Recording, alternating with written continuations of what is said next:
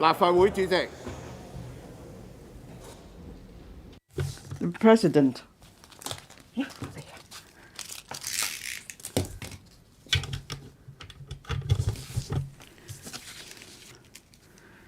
Address.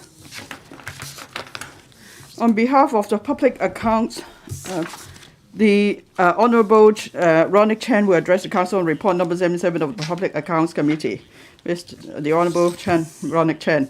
President, on behalf of the Public Accounts Committee, I lay on the table report number 77 of the PAC. This report covers all 8 chapters of report number 77 of the Director of Audit Order Report and also reviews the latest follow-up progress on all the issues raised in the previous 2 PAC reports. PAC has held public hearings on 2 chapters in the audit report which involved relatively serious issues. For the remaining 6 chapters, the relevant Policy Bureau departments and organizations have given written response on issues of concern upon the request of the PAC. The 2 chapters on which public hearings were held are, respectively, Chapter 1, Highways Department, Maintenance of Public Footpaths, and Chapter 6, Safeguarding Employees' Rights and Benefits under Labour Laws. I will report on the salient points of the conclusions and recommendations of these 2 chapters. Chapter 1 of the audit report points out that the contractors of the Highways Department, HYD, did not identify and record 183 defects on 35 footpaths in routine inspections. 14 of these defects might cause danger to road users and need to be rectified immediately. PAC expresses serious concern about the situation and concludes that HYD has been ineffective in monitoring the inspection and maintenance works on public footpaths carried out by its contractors. PAC urges the Policy Bureau responsible for overseeing the operations of HYD to ensure effective monitoring of the contractors' performance by HYD. PAC also urges HYD to step up the monitoring of contractors and enforce penalty clauses, as well as require the contractors to record all defects during routine inspections for timely rectification. PAC also expresses grave concern that HYD had overestimated the project cost of 6 completed rehabilitation projects of public footpaths ranging from 27% to 200%. Furthermore, HYD took 5 to 31 months to delete the 6 completed projects from the block road vote after making final payment to the contractors. In 4 of these projects, HYD staff did not release the unused funds 12 to 24 months after approval to delete the projects from the block vote were obtained, which resulted in unused funds being locked up. PAC strongly urges HYD to improve the accuracy of project estimates for these projects as far as practicable and promptly release unused funds upon completion of works with a view to creating a culture of prudent fiscal management. On Chapter 6 of the audit report, PAC notes that for some applications for payments for protection of wages on Insolvency Fund PWIF approved between 2018 and 2021, the percentage of applications with time elapsed for more than 1 year from the dates of receipt of applications by the Labour Department LD to the dates payment was effected increased from 5% in 2018 to 21% in the first 6 months of 2021. PAC expresses grave concern and dissatisfaction about the situation and concludes that LD's inadequacies in processing PWIF applications have undermined the intent of PWIF to provide timely relief to affected employees. PAC expects LD to implement various initiatives to expedite the processing of PWIF applications and in particular to implement early the initiative to engage legal professionals or to provide legal service to assist employees in filing a bankruptcy or winding up petition against their employers. LD should also explore ways to expedite the signing of the statement of inability to pay by the employers concerned with a view to speeding up the PWIF application process. PAC expresses serious concern about LD's failure to strictly enforce the PWIF board's subrogation rights against employers to recover extra payments granted to their ex-employees and thereby safeguard PWIF from from any possible abuse. PAC strongly urges LD to make every effort to recover from the employers concerned the ex-gratia payments and closely monitor the effectiveness of these measures. Last but not least, I would like to express my gratitude to all members of PAC for their hard work. PAC is grateful to all witnesses who attended our hearings. I'm most grateful to the Director of Audit and his colleagues for their unfailing support. Here, I would like to express my gratitude to all these parties. Thank you. Questions. Question 1, Mr. Ambrose Lam. Thank you, President. There are views pointing out that for the new term government to achieve good governance and to achieve smooth implementation of policies and effective resolution of the deep-rooted social problems in Hong Kong, various government departments need to collaborate with various social organizations so as to jointly work for the development, business opportunities, and the well-being of the people. In this connection, will the government inform this council? 1. Given that the incumbent chief executive advocated, when running for the election, a result-oriented vision in policy implementation, whether the current term government has adopted such a vision in policy implementation. If so, how various government departments collaborate with various social organizations to jointly promote the adoption of such a vision in policy implementation. If not, whether the current government is still retaining the positive non-interventionist policy. 2. Whether the government has conducted relevant studies on issues relating to collaboration of social organizations with a view to tying in with national development and implementing reforms that keep abreast of the time. If so, of the details, including the government departments responsible for conducting the studies and implementing the reforms, if not, the reasons for that. And 3, given the long time and considerable amounts of resources required for a legislative proposal to become a law, whether various government departments and social organizations have put in place collaborative mechanisms at present for the effective implementation of new legislation. If so, of the details, if not, the reasons for that. Secretary for Home and Youth Affairs.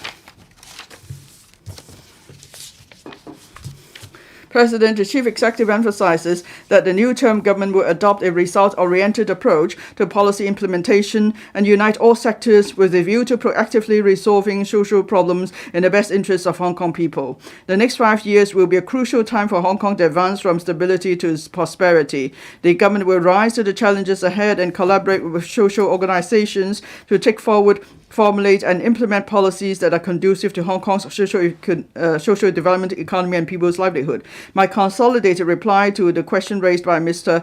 Ambrose Lam is as follows. 1. Taking forward the policies under their respective purviews in collaboration with stakeholders and social organizations by adopting a results-oriented approach is a mission that should be carried out by all government departments. Collaboration with social organizations should not be confined to any stage of the policy formulation process. In the early stage of policy formulation, as well as during and after policy formulation, government departments shall work with social organizations in a manner that suits the needs in their respective areas of work to achieve the objectives of the policies and initiatives.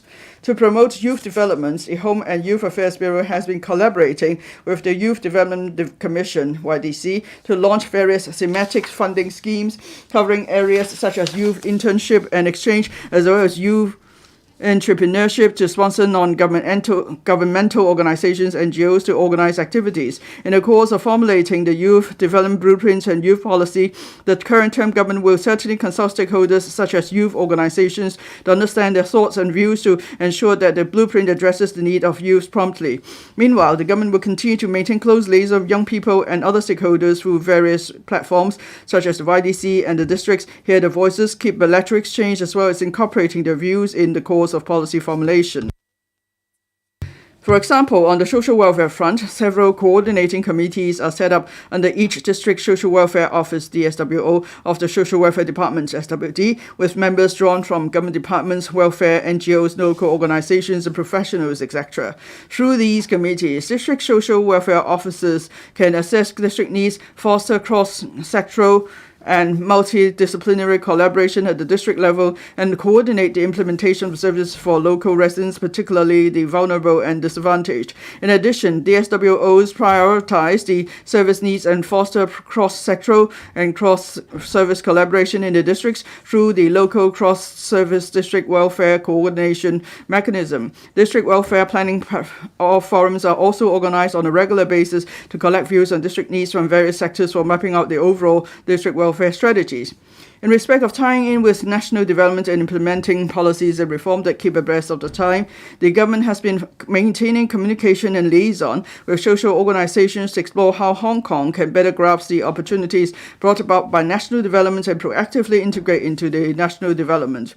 As regards tying in with national developments, taking the development of the Guangdong, Hong Kong, Macau Greater Bay Area GBA as an example, when studying with the national authorities in formulating GBA facilitation measures benefiting Hong Kong, relevant government departments will maintain communication liaison with different sectors and listen to the views on how to better grasp the opportunities brought about by national development. For example, regarding the financial industry, the government and the GBA Youth Community Foundation GBA Homeland Youth Community Foundation co-organized set sail for GBA scheme for financial leaders of tomorrow, allowing business leaders to directly interact with young people in Hong Kong so as to prepare them for future career development and unleash their potential in GBA. In respect of architectural and engineering related professions, government has also introduced to the reference stakeholders facilitation measures. On the education front, the government will explore with the Hong Kong Special Schools Council on how to enhance the professional sharing between the special schools in Hong Kong and the GBA. On environmental protection, the government has been working with the Hong Kong Trade Development Council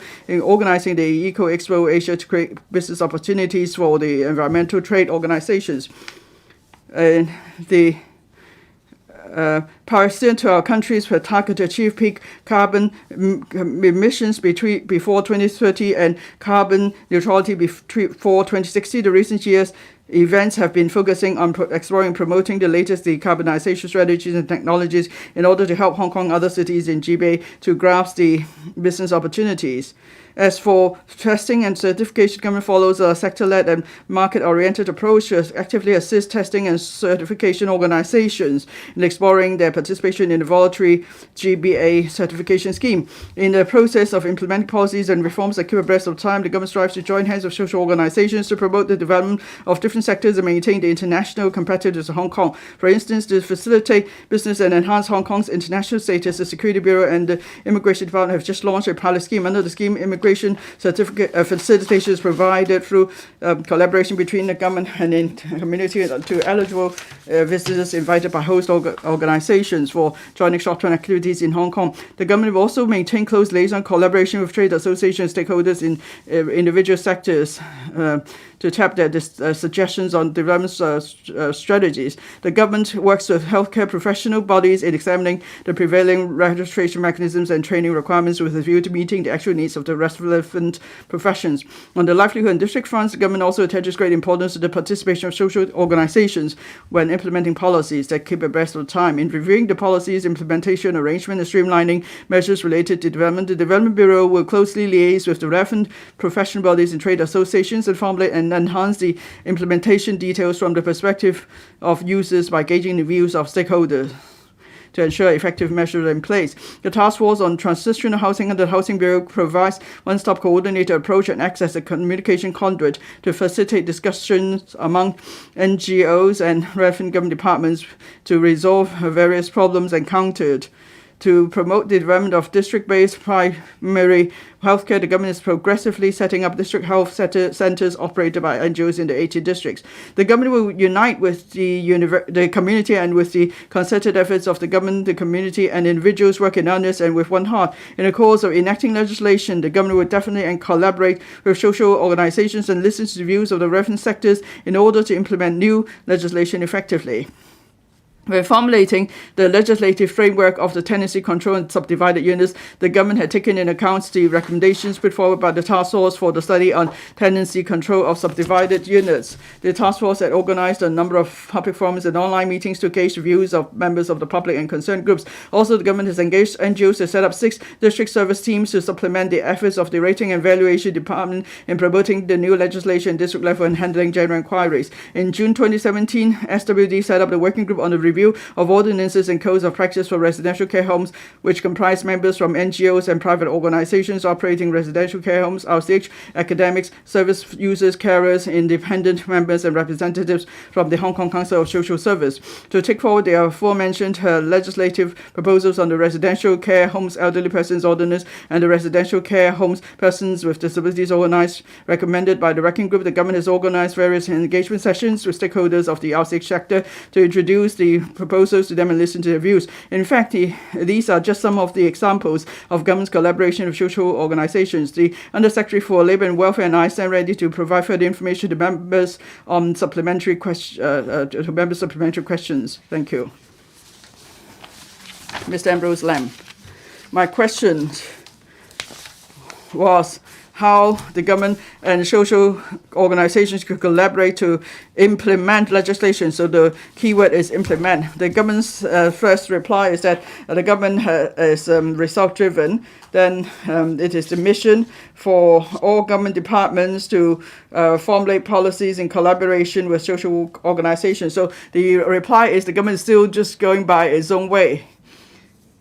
Now, in the whole main reply, it keeps saying that the government will listen to views, but I don't want the government just to listen to views and then keep to its own position. Now, for social welfare issues, you will work with social welfare groups. But then for GBA development, youth development, healthcare, environmental issues, and so on, the government would just listen to views. It would just keep conducting consultation exercises. In other words, over the years, the government has not been working with social organizations to formulate and implement policies. The government keeps holding consultations and talks. It thinks it's done much, but actually is out of touch with reality. By being down to earth in you're working with social organization, you should work with the organization. You shouldn't just listen to views and that's it. Mr. Ambrose Leung, please come to your supplementary question.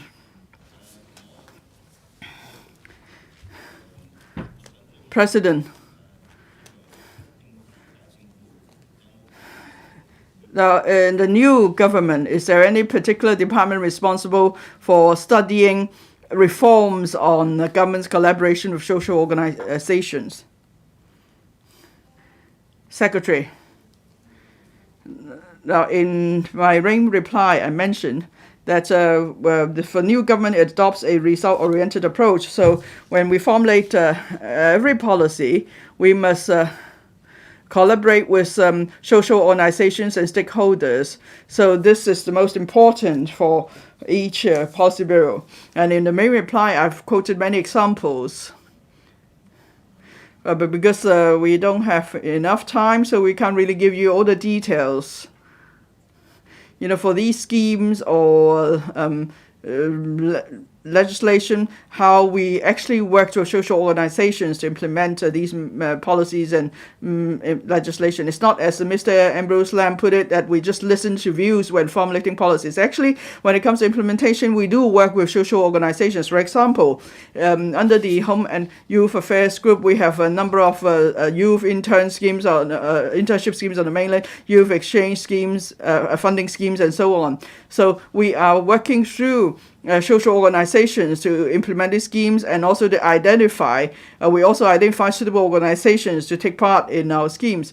And then under the Home and Affairs Bureau, we also have various area committees, district fight crime committees, district fire safety committees, and so on. So there are many district organizations that help with the implementation of policies and initiatives. So you can rest assured, we don't just listen to views.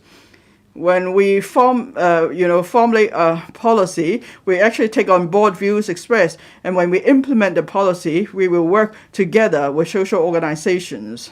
Thank you. Dr. Tik Chi Yuen. Social organizations or civic community, they've been actively participating in Hong Kong's development and promoting its development. Some groups are concerned about the elderly, persons with disabilities, the disadvantaged, and so on. Many of their service targets, their members are mostly service users, so they know exactly what their service needs are. Now, the secretary said that there may be opportunities for these groups to be involved, but then for many groups that we're in contact with, they tell us that it's very difficult for them to communicate with government officials or to be involved. So to step up collaboration with these organizations, would the government set a certain ratio on various committees so that these groups are able to take part in the discussion process? And then the government will also be able to hear the views of these service users. Secretary. Thank you, President. I'm grateful to Dr. Teck Chi Yuen for his views. Now, for the different policy bureau and departments, when we try to identify suitable persons to be appointed to different committees, we will consider first, on the one hand, stakeholders, that is those in the sectors, and on the other hand, lay members. So with lay members, we will consider representatives of relevant social organizations to join these committees. But anyway, I've heard the members' view. When we decide on the membership of a committee, we would definitely make sure it's more representative. Mr. Andrew Lam.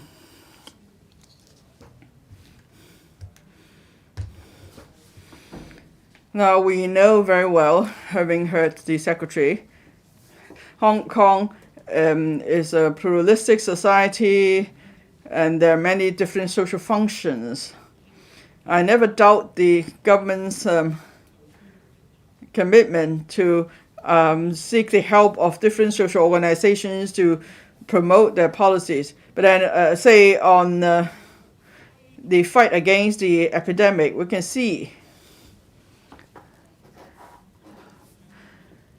the government has not been, doing a good job in asking social organizations to help in the fight against the epidemic, if I could put it that way. I think that happens because the different departments do not know exactly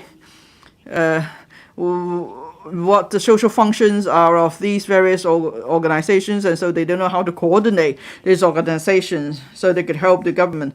Now, unless you don't agree to this analysis, but whether you agree or not, what I want to know is that in the coming days and months, how could the government make use of a better structure or even technology so you will have a full understanding of the functions of different social organizations, and you know how they could contribute, and how could you help the organic development of different social organizations, because in the end that will help the development of Hong Kong. Secretary. Thank you for the question. Now, the mentioned members are fight against the epidemic. During the fifth wave of the epidemic, actually, you might have noticed that we did rely on different social organizations to help with our anti-epidemic effort at the district level. For example, the distribution of the anti-epidemic pack. Now, we are talking about the distribution of a huge number of packs, and we're most grateful to all volunteers who helped in this effort. And then we've also, learned from this experience. Now, in the CE's election manifesto, he has committed to setting up the district care teams in the 18 districts. So we will learn from our past experience. We will see how we could make use of the resources of different social organizations, as well as their connections and their manpower resources, so we could together take care better for our districts. Now, so for the Home and Youth Affairs Bureau, we are responsible for setting up these district care teams. But then for different policy bureau, I'm sure they know that they could make use of the resources of the relevant social organizations when formulating their policies. For example, the Development Bureau is now looking at streamlining land development process. Definitely, it will talk to the relevant social organizations and listen to their views. So I can tell members this. First, we will definitely find out the resources, the manpower, or the connections that social organizations have and that they could share with us. And then and then we will then make good use of such experience. Mr. Michael Look, thank you. Strengthening collaboration between the government and the social organizations is an important element in enhancing governance. From consultation to implementation of policies, there is need for collaboration with social organizations, and I'm sure we all know that. But then, from my own experience, I see that government really did not care enough about the views of local organizations such as unions and so on. But I'm sure Ms. Alice Mack knows very well that local groups could play an important role. Now, the secretary said that there will be district care teams set up for the 18 districts. That's good. But then would you have resources? And will you invite the local organizations such as unions and so on to help you, to join you in this effort? Mr. Secretary, now we have, as I've said in the reply, we will make use of the experience we have and apply it to the setting up of the 18 district care teams. So we are still working on the details, and we welcome views from members on how we should form and operate these teams. So that's exactly how we will seek views from the relevant sectors when formulating policy. So this is a good example. But then, the purpose of setting up the district care teams is, as some members pointed out, is because during the fight against the epidemic, we could see that community groups could offer immense support to the government, because these groups have their own connections and resources. They could work with the government in a systematic manner. And so now this is the whole purpose of setting up the district care teams, and we welcome views from members. Thank you. Question 2, Ms. Chen Yutming. Thank you, President. In the Waste Blueprint for Hong Kong 2035 announced early last year, the government set a long-term goal of developing adequate waste-to-energy facilities so as to move away from the reliance on landfills for disposal of municipal solid waste, or MSW, and achieve zero landfill in around 2035. However, Hong Kong currently disposes of an average daily total of 11,000 tons of MSW through 2 existing landfills, whereas the integrated waste management facilities, or the incineration facilities, Phase 1 and Phase 2, under the blueprint, which will commence operation in 2025 and the early 2030s respectively, will only be able to dispose of a daily total of around 7,000 tons of MSW. Therefore, the government currently still needs to identify sites for the construction of Phase 3 of the incineration facilities and to extend these landfills during the transitional period. In this connection, will the government inform this Council, 1, as Phase 3 of the incineration facilities is currently still at the site search stage, how the government ensures that the target of zero landfill can be achieved in 2035, whether it will take new measures and allocate additional resources to advance the completion of Phase 1 and 2 of these incineration facilities, if so, of the details, if not, the reasons for that. 2, whether it has reserved expansion space for Phases 1 and 2 of the incineration facilities for raising their waste disposal capacity, if so, of the details, if not, the reasons for that. And 3, as it is learned that residents in Luohu District and Nanshan District of Shenzhen have incessant grievances towards the Northeast New Territories landfill and the West New Territories landfill, whether the government has plans to review afresh the operations of these 2 landfills, such as deferring their extension plans or examining when they can be closed, if so, of the details, if not, the reasons for that. Secretary for Environment and Ecology.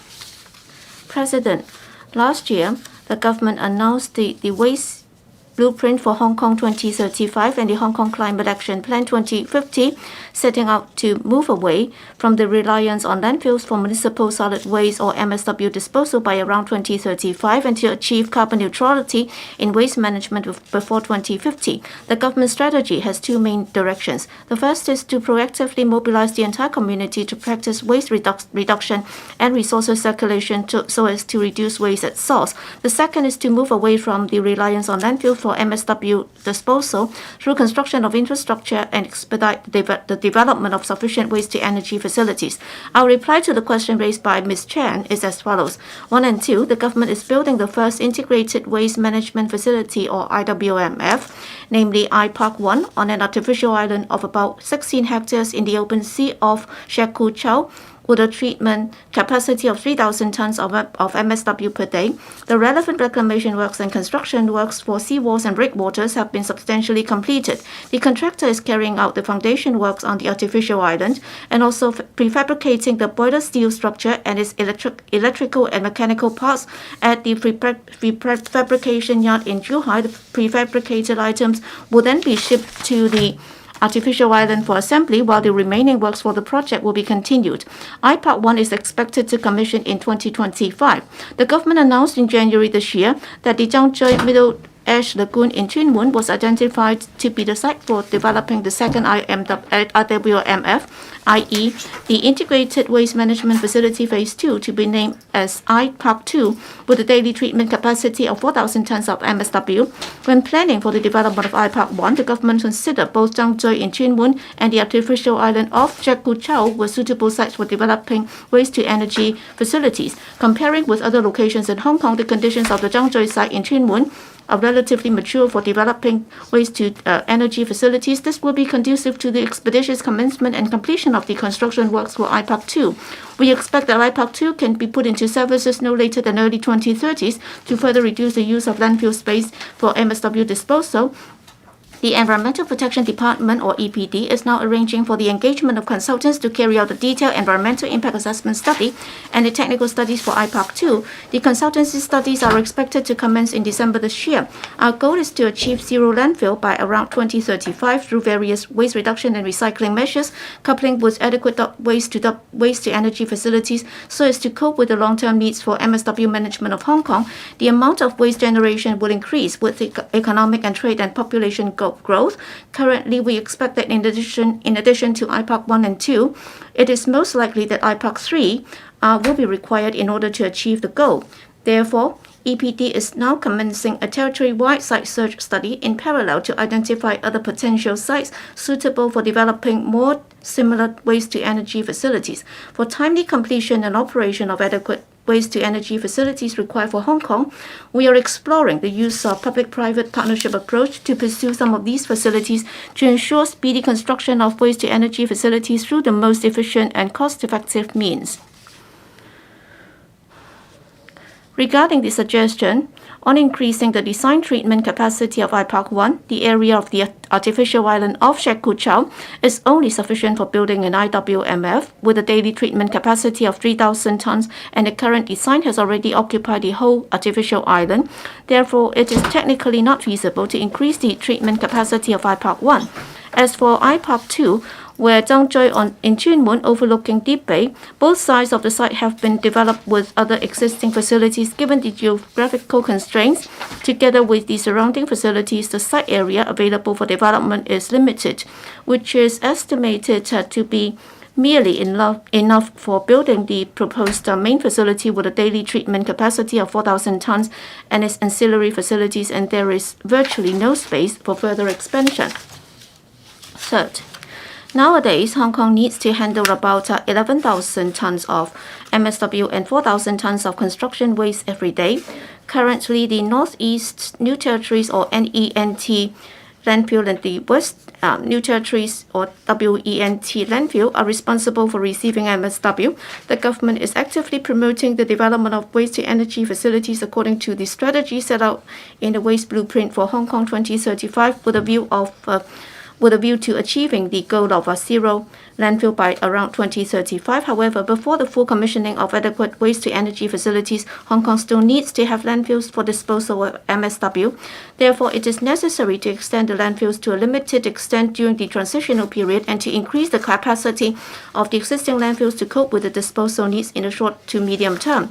With the anticipated commissioning of IPARC 1 in 2025, together with the landfill operation arrangements and associated traffic arrangements, it is expected that the total amount of MSW to be handled by the two landfills in the new territories can be reduced by around 3,000 tons per day. Upon the commissioning of IPARC 2, the NENT landfill will completely cease receiving MSW. By then, the development of the northern metropolis may generate a large amount of construction waste, which will not decay and be odorless. If construction waste will be disposed of at the nearby NENT landfill during the development of the northern metropolis, it can reduce the nuisance to residents caused by the long-distance transportation, while the odor and hygiene problems arising from landfilling of MSW will no longer exist. Around 2035, when Hong Kong has sufficient waste incineration capacity, the WENT landfill will also cease receiving MSW.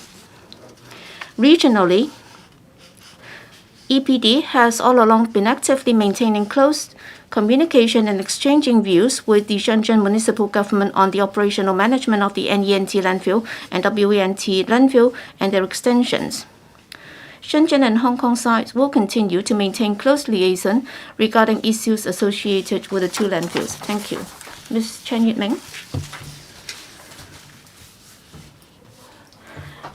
Well, Secretary, in your reply, you said that both Shenzhen and Hong Kong will maintain close liaison regarding issues associated with the two landfills. All right.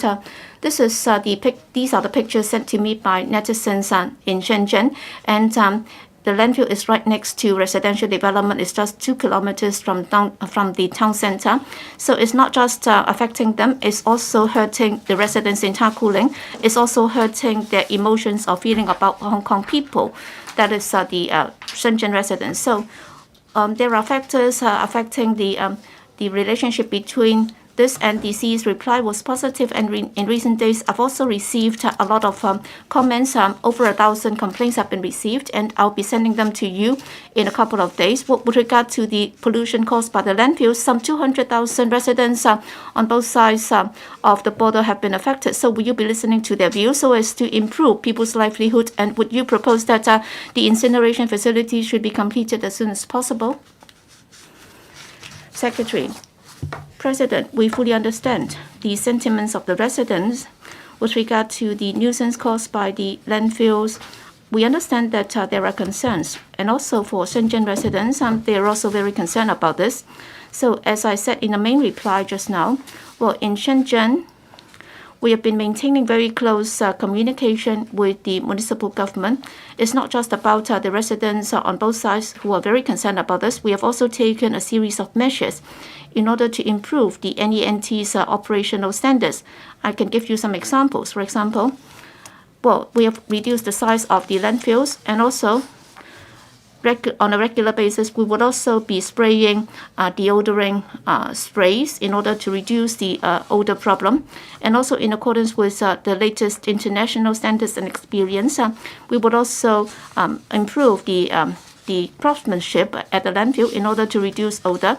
We have also increased manpower so that we would conduct regular inspection of the landfill in order to repair the damaged parts of the landfill, and the operational hours have also been reduced on a daily basis. Instead of working till, well, we would cease receiving MSW at 6 p.m. every day, and also within the operation area. We have also got some organic pools which can also help reduce odor. We have also got enclosed operations in order to reduce odor. So we have taken proactive measures to reduce the problem. And I personally am also very concerned about their views, and therefore our colleagues would also be taking follow-up measures or actions to see how effective they have been. And if you have any comments to make, you can also contact me personally. Yes, Mr. Chow Siu Chung. President, the NENT landfill has caused a lot of odor nuisance to the Lowu and also Shenzhen residents, and in recent years the problem has deteriorated. Even I personally have received some feedback from Shenzhen residents hoping that the SAR government can do something concrete to improve the situation. And as said just now, well, the Bureau and the department have been liaising closely with the Shenzhen municipal government, and yet the problem is getting worse. So the CE said that he would adopt a target-oriented approach. So I hope that something concrete can be done in order to improve the situation. So my question for the Secretary is this. In monitoring the performance of the contractors, have you done enough? So can you tell us, okay, for this operator, would he act in accordance with the contract signed with us so that on a daily basis, with regard to the garbage disposed of at the landfill, would they be covered? And also for areas outside of the landfill, you will have to enclose it. So have they done a good job? So will there be any problems that have not been identified? So I hope that you can do a better job. Thank you. Secretary, President, as I said earlier, we are making efforts in improving the operation of the NENT landfill. A series of measures have been introduced, and of course the honourable member was suggesting that we should do a better job in terms of our monitoring efforts. Yes, there are two things that we have been doing. Under the contract, we do have resident site staff from the EPD who will act in accordance with the contract, and they will conduct daily inspection on site to see if the contractor has acted in full accordance with the contractual terms. And secondly, well, in accordance with the laws of Hong Kong, we would also monitor the performance of the contractor to see if there is any leakage of sewage or odor generated from the site. And if there are, then we would prosecute them accordingly. And indeed, there have been prosecution cases. So we would not relax our efforts. We will strictly monitor the performance of the contractor. Yes, Chu Kwok Kang. Thank you, President. Well, for the existing landfills in Hong Kong, they are causing a lot of environmental pollution, affecting the residents' health. This is a hard fact. And if the administration says that it's still in line with the standards and a lot of measures have been put in place, I think you're deceiving yourself. Well, Takuling is an important development area. It's no longer suitable for a landfill to be located there. So will you consider relocating the landfill instead of using the Takuling as the landfill site? And how can you expedite the construction of the incineration facility? Thank you. President, as I said in the main reply, we are of the view that the best way to deal with it is to adopt a two-pronged approach. Number one, we have to reduce waste at source. So we have worked very hard to reduce waste collection. And secondly, we would also be expediting the construction of the waste-to-energy facility. For example, for IPARC 1, it will be completed in 2025. And for IPARC 2, we are actually pressing ahead with this, and we expect that to be completed in the early 2030s. And then for IPARC 3, we are also trying to identify the suitable site. And from the time when we try to identify the site to the completion of the facility, according to our past experience, 2035 would be quite difficult to achieve, and therefore we are adopting a new approach. For example, we would be prepared to adopt the public-private partnership approach. For example, once we identify the site, if we are able to engage the private sector in the construction, then at least in the early stage, would be able to reduce a lot of red tape and bureaucracy within the government so that we can expedite the construction. We believe that that is the most efficient way to reduce the use of landfill in receiving MSW. Thank you. Next, Kenneth Lau. Thank you, President. I have to declare interest because I'm the indigenous residents representative from that area. So Takuling Northeast and also Cheung Kwan O Southeast and also Long Hu Tan.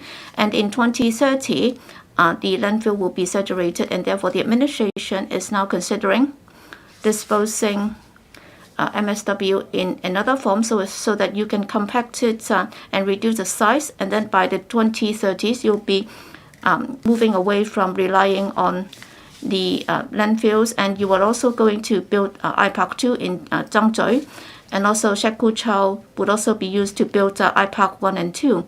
So you're actually owing Tuen Mun and also Long Kou Tan residents something, because these obnoxious facilities have always been placed in NT West, and you spent over $10 billion to expand the landfills. And precisely, all right, you expanded the facility by 125 kilometers, and of course I have high hopes on the new term of the administration, and I'm sure the secretary would be doing something concrete. But then the fact that we are surrounded by waste, and I think waste to energy is the best idea. So will you be bold in enacting legislation to ban the use of plastic tableware? Because fast food is very commonplace these days, and therefore the use of such tableware has increased by 30%. So will you be reviewing the situation comprehensively? Secretary. Yes, thank you for the question. I'd like to spend some time on this. We are actually developing waste to energy facility, and given the latest technology, it should no longer be treated as obnoxious facility. It's not just about the technology, because it will no longer generate odor or cause any damage to health. In fact, in terms of the design, in many places, they have been designed into something that look nice, and it can also integrate with local or even recreational facilities. And in overseas countries, we have already got ample examples. In Hong Kong, we also have one. That is in Tuen Mun, Changchoi. We have also got the IPARK 1. It's been used to incinerate the contaminated soil from sewage treatment plant. It's a lot more polluted. But then if you've been there, you can see that it looks really nice. And there's even spa facilities for the residents. And they have been very popular with the residents. So we will be adopting that approach in developing future waste to energy facilities. I'm sure that would help allay a lot of the concerns of the residents. And also in developing IPARK 2 in Zhangzhou, there will also be a lot of recreational facilities for the enjoyment by the residents. I'm sure they will be well received. And also on the use of plastic tableware and so on, will you phase them out? Yes, the answer is in the positive. We are actually drafting legislative proposals how we can regulate more stringently on the use of plastic or one-off tableware. So we will be presenting the legislation to you before the end of the year. Thank you.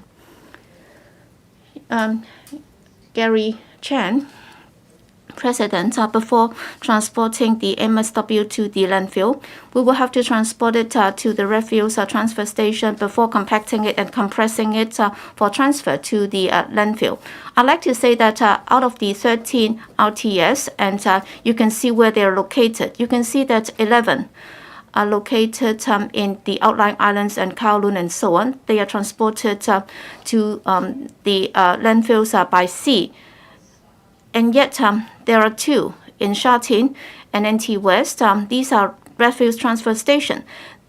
The garbage is transported to the landfills by land, on land. So the problem is for the Sha Tin RTS, on average, some 400 trips are made by the refuse transfer vehicles, and then about 700 container vehicles are transporting the garbage to landfills, and they'll pass through Tolo Highway and also our urban area, causing secondary pollution. And then for the Sha Tin RTS, it's been in use for 28 years. Secretary, I'd like to ask you, for such a transfer by land route, can it be changed to transfer by sea? And also for the Sha Tin RTS, can it be redeveloped or relocated elsewhere? Thank you. Secretary. President,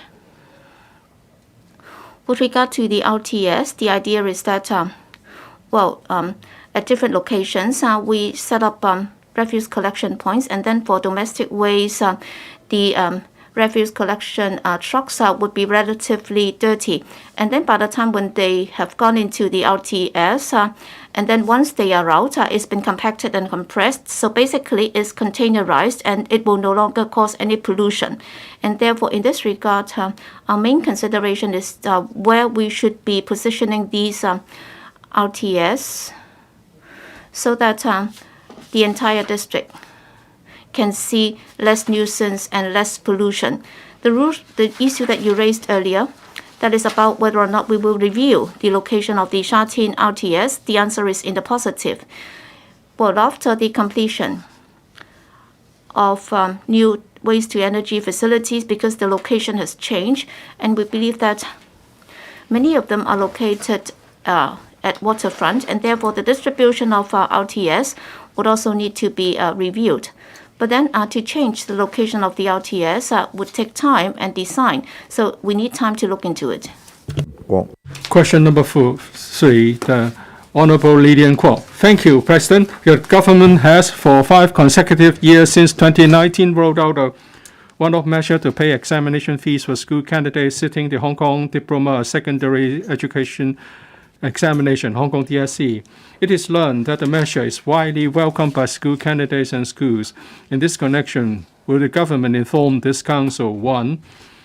Given that when attending the meeting of the Finance Committee FC of this council on the 31st of May 2019, the then Undersecretary for Education indicated then that the authorities would consider the suggestion of regularizing the payment of examination fees for school candidates sitting Hong Kong DSE in the context of a comprehensive review of the operation mode and financial structure of the Hong Kong Examinations and Assessment Authority, HKEAA, and that the Education Bureau envisaged that the authorities would put forward specific proposals in about 2 years upon commencement of the review to seek the views of FC members and stakeholders on such proposals, with a target of completing the review within the subsequent 2 years. Of the details of the relevant proposals and the current progress of the relevant work. 2.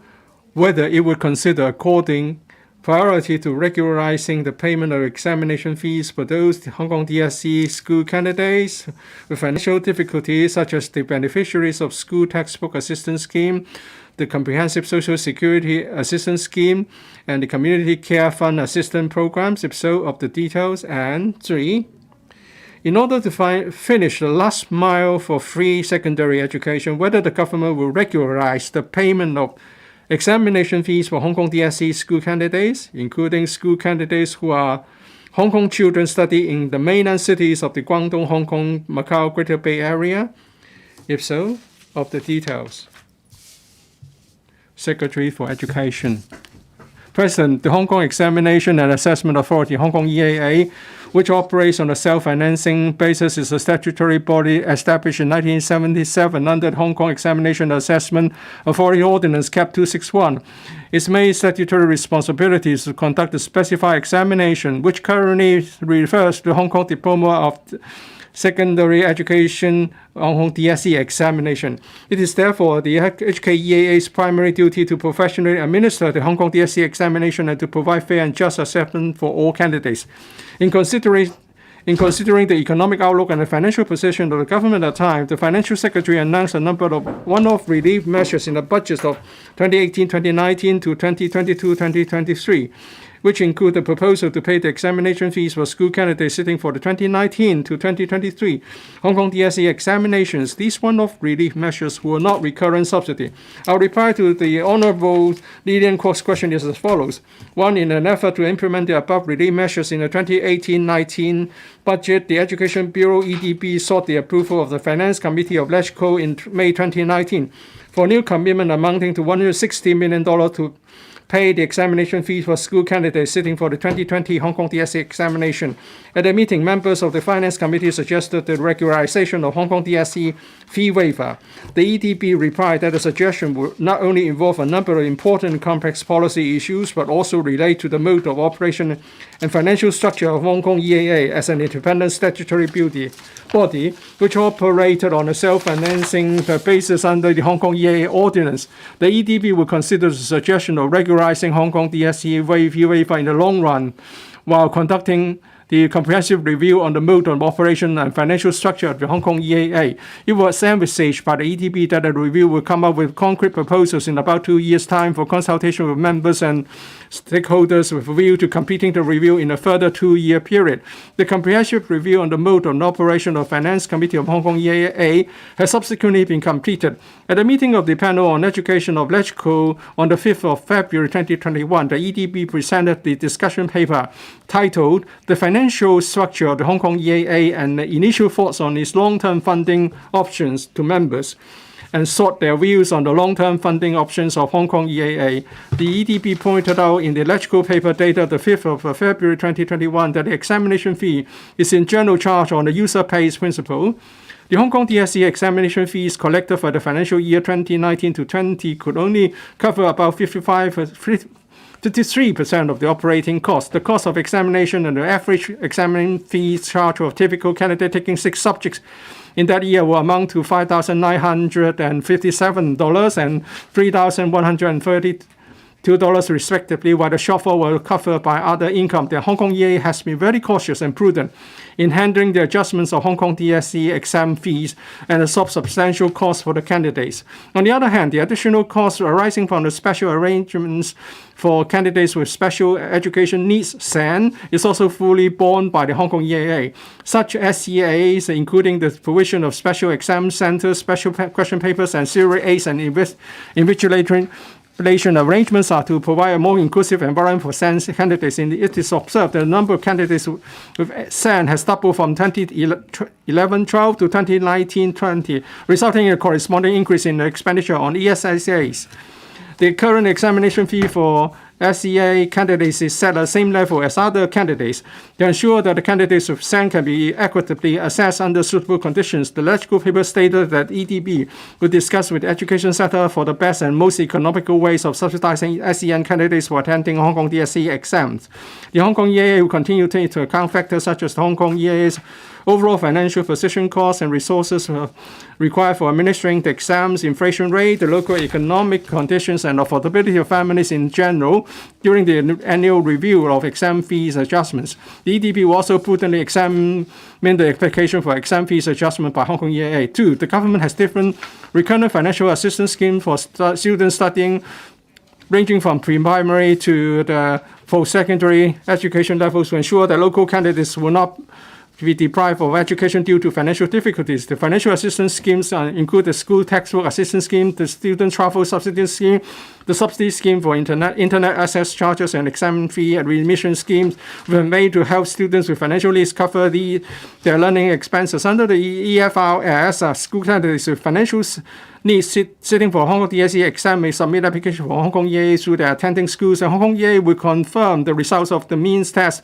on the family of this student applicant with the Working Family and Student Financial Assistance Agency, WFSFAA. Eligible candidate will be granted full or half-fee remission of exam fees according to the family income.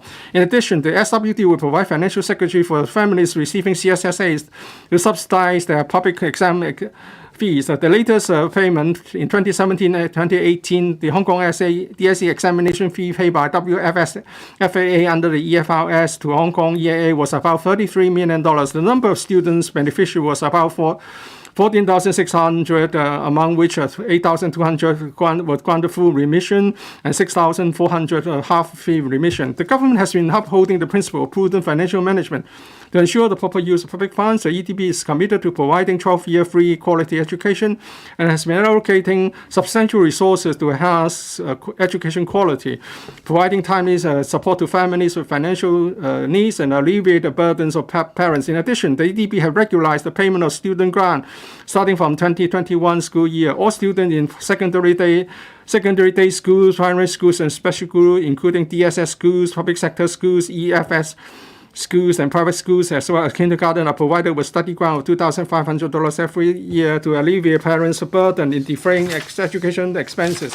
From the perspective of education system, free education doesn't mean that the government should provide all services free. Instead, we would deploy the scarce resources to precisely support student financial needs. Certain services and items will be charged on a user-pay principle or have to be paid by parents, such as textbooks, school uniforms, and lunches, while assistance will be provided by the government for families with financial needs to obtain such services or items. The ETB of the view, there's no policy justification for charging the examination fee on a user to change the examination of a user-pays principle. And such policies should not be changed casually. As for the proposal to pay examination fee for school candidates which are Hong Kong students study in the mainland, we're not in a position to make a commitment at the moment. I'm very disappointed at the government's reply. It's not really in line with President Xi's aspiration for the SAR government to be more proactive and efficient. If we regularize the payment of DSC examination fee for students, then we would do away with the current situation whereby different departments are asking for different things and following different procedures in helping the students. For example, for the travel, some of its beneficiary of the student travel subsidy scheme cannot be benefited from the fee waiver. Would the administration be more proactive and be committed to helping all the DSE examination candidates and unify the procedures so that you pay the exam fees for all of them? This will make the system more efficient, and it would make the system much more efficient, and it would also provide convenience and facilitation to people's livelihood. So Ms. Kwok is asking for regularizing the payment of the Hong Kong DSC exam fees. As I've said, we are providing assistance through the WFS, FAA, and SWD in helping students in need, and the students will have to apply through their schools. This is because we want to deploy our resources precisely to help those in need. This system has been in place for a long time, and it's been working very smoothly. Mr. Rock Chan, in answering the question, the Secretary refers to data in 2019-2020, a student taking six subjects would be paying school fees amounting to 53% of the actual operating costs. But actually, arranging exams are the statutory buildings of the Hong Kong EAA. As the 2-year review of the financial structure of Hong Kong EAA has been completed, the Secretary has told us so. And now that you know, what would you do? What proposal would you make to the Hong Kong EAA in terms of the financial structure, so that they will be able to be conducting examination most cost effectively, and even be self-financing? Secretary, in the long run, we would like the Hong Kong EAA to reduce its deficit and to be able to be viable in the long term. In the 2021, in our paper submitted, we suggested that there should be a prudent approach taken to roll out different measures for their longer-term financial health. It is estimated after 2023, the measures would yield results. There are a number of suggestions. First of all, cost control and increase revenue for Hong Kong EAA.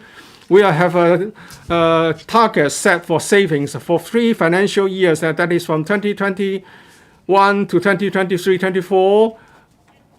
They would adopt a 0-1-1 budget cut, and they would reduce the staff for 8 regular items. In 2023, they will be able to save $6 million. In 2023, 2024, they will again save $6 million.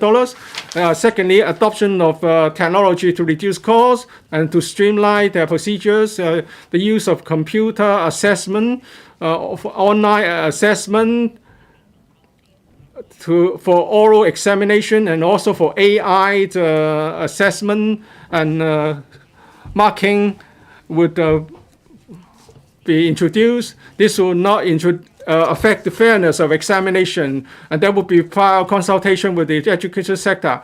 The Hong Kong EAA is now assessing its infrastructure, and also to introduce more international examinations, which may be paper-based, to increase their revenue. Second, the government will provide more support. For example, for SEN students, to ensure that the SEN student will be able to take the examination in a fair environment, the administration will assist them in taking DSE examination. We would reduce the procedure as far as possible, and we will provide empty school campuses to satisfy their development needs. For example, Hong Kong school campus was leased to Hong Kong EAA for 10 years so that it can be used as an assessment and examination center. It would result in rental saving and related costs about $8 to $10 million.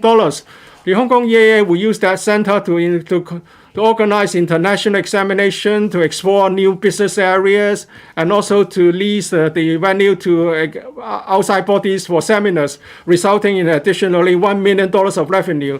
The Hong Kong EAA is now tendering out the renovation work of the empty campus. We are going to streamline the procedure. We have accepted the report from the Curriculum Council on the streamlining of the assessment of 4 senior secondary schools.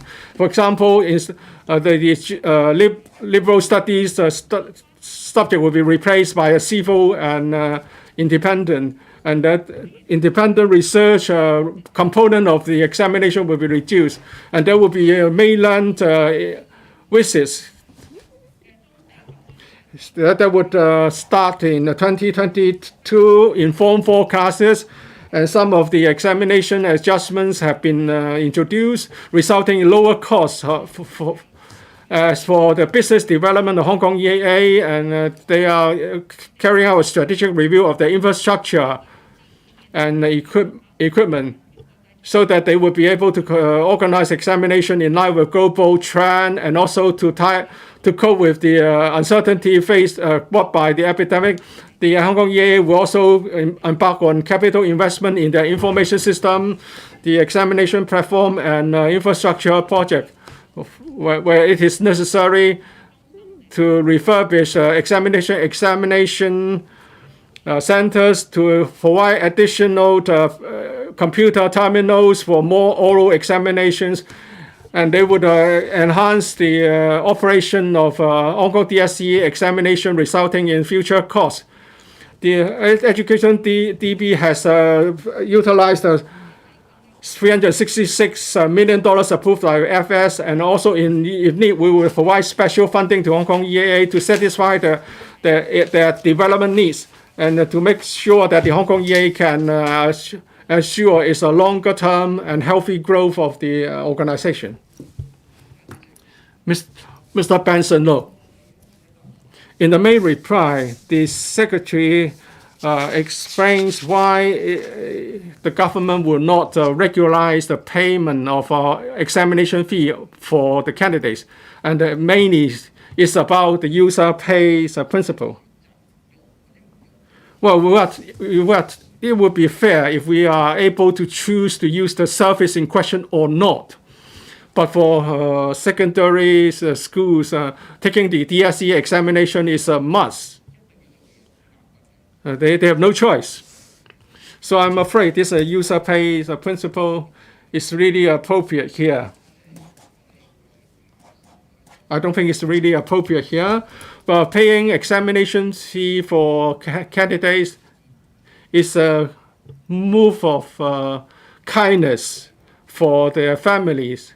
In 2023 budget, the annual cost is about $149 million. Compared with the overall expenditure of the government, it's not a really big sum.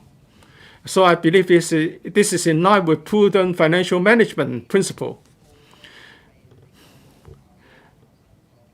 My question is, if we are to regularize the payment of exam fees for school candidates, what more would be needed to do this? Apart from the user pays principle, so that we can maintain the flexibility in offering the fee waiver, and that the government can use the resources for more urgent and more urgently needed areas. If we use we pay the school fees and give the money to the DSC for exam, it would affect the public finance principle and also the Hong Kong EAA as an independent statutory body.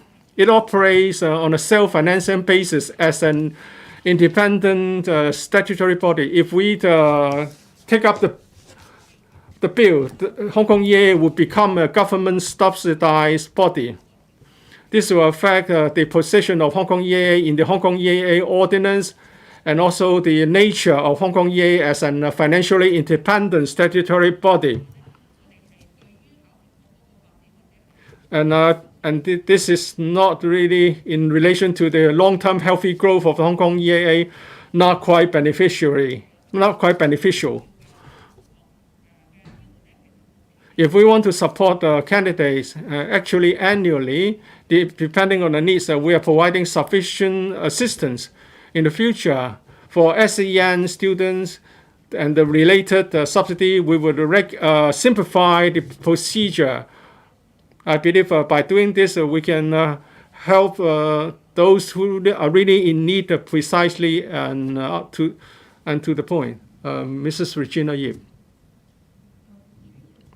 President, I don't agree to the across-the-board approach proposed to pay DSC examination fees for all candidates. This may result in waste. Resources should be deployed for those in need.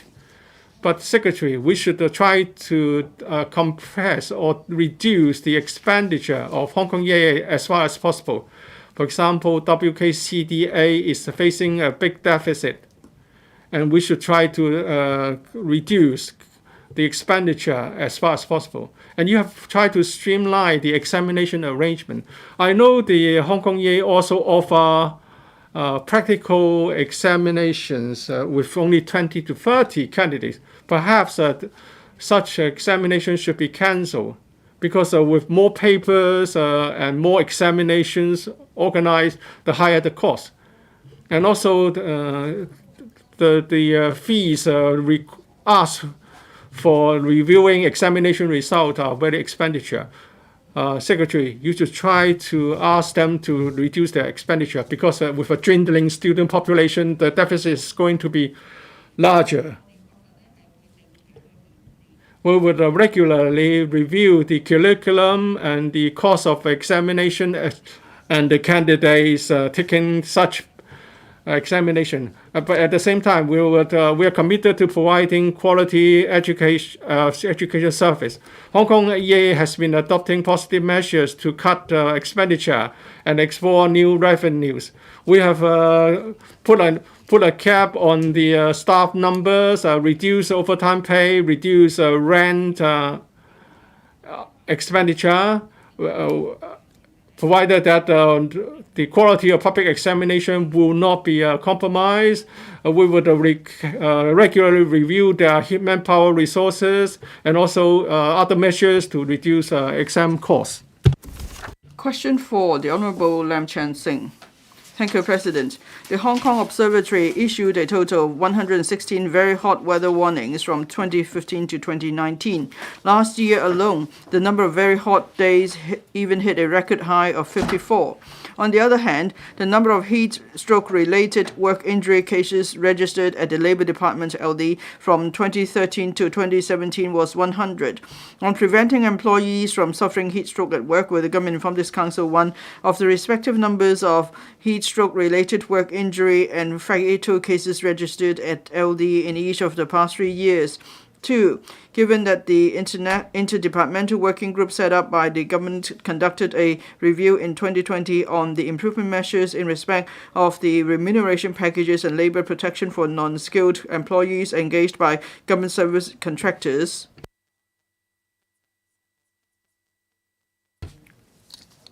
and it recommended in its review report that contractors be required to provide uniforms with dry-fit properties for non-skilled employees engaging in outdoor work in summer, and that measures on preventing heat stroke, such as provision of suitable work arrangements and supply of cool, potable water, be included in the tender briefs as guidelines for good practice of the latest implementation situation of the reference recommendations and the current total number of non-skilled employees who have benefited from such recommendations. And 3.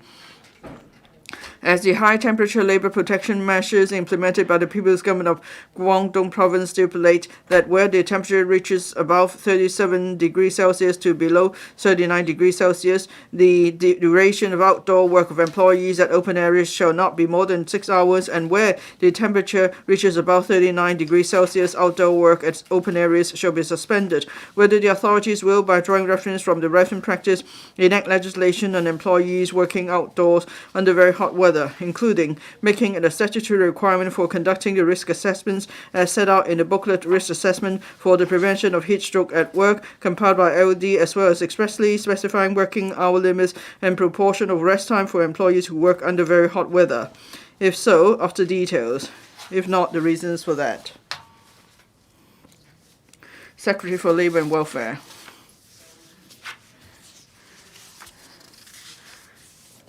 President, having consulted the relevant departments, my consolidated response to the members' question is set out below. 1.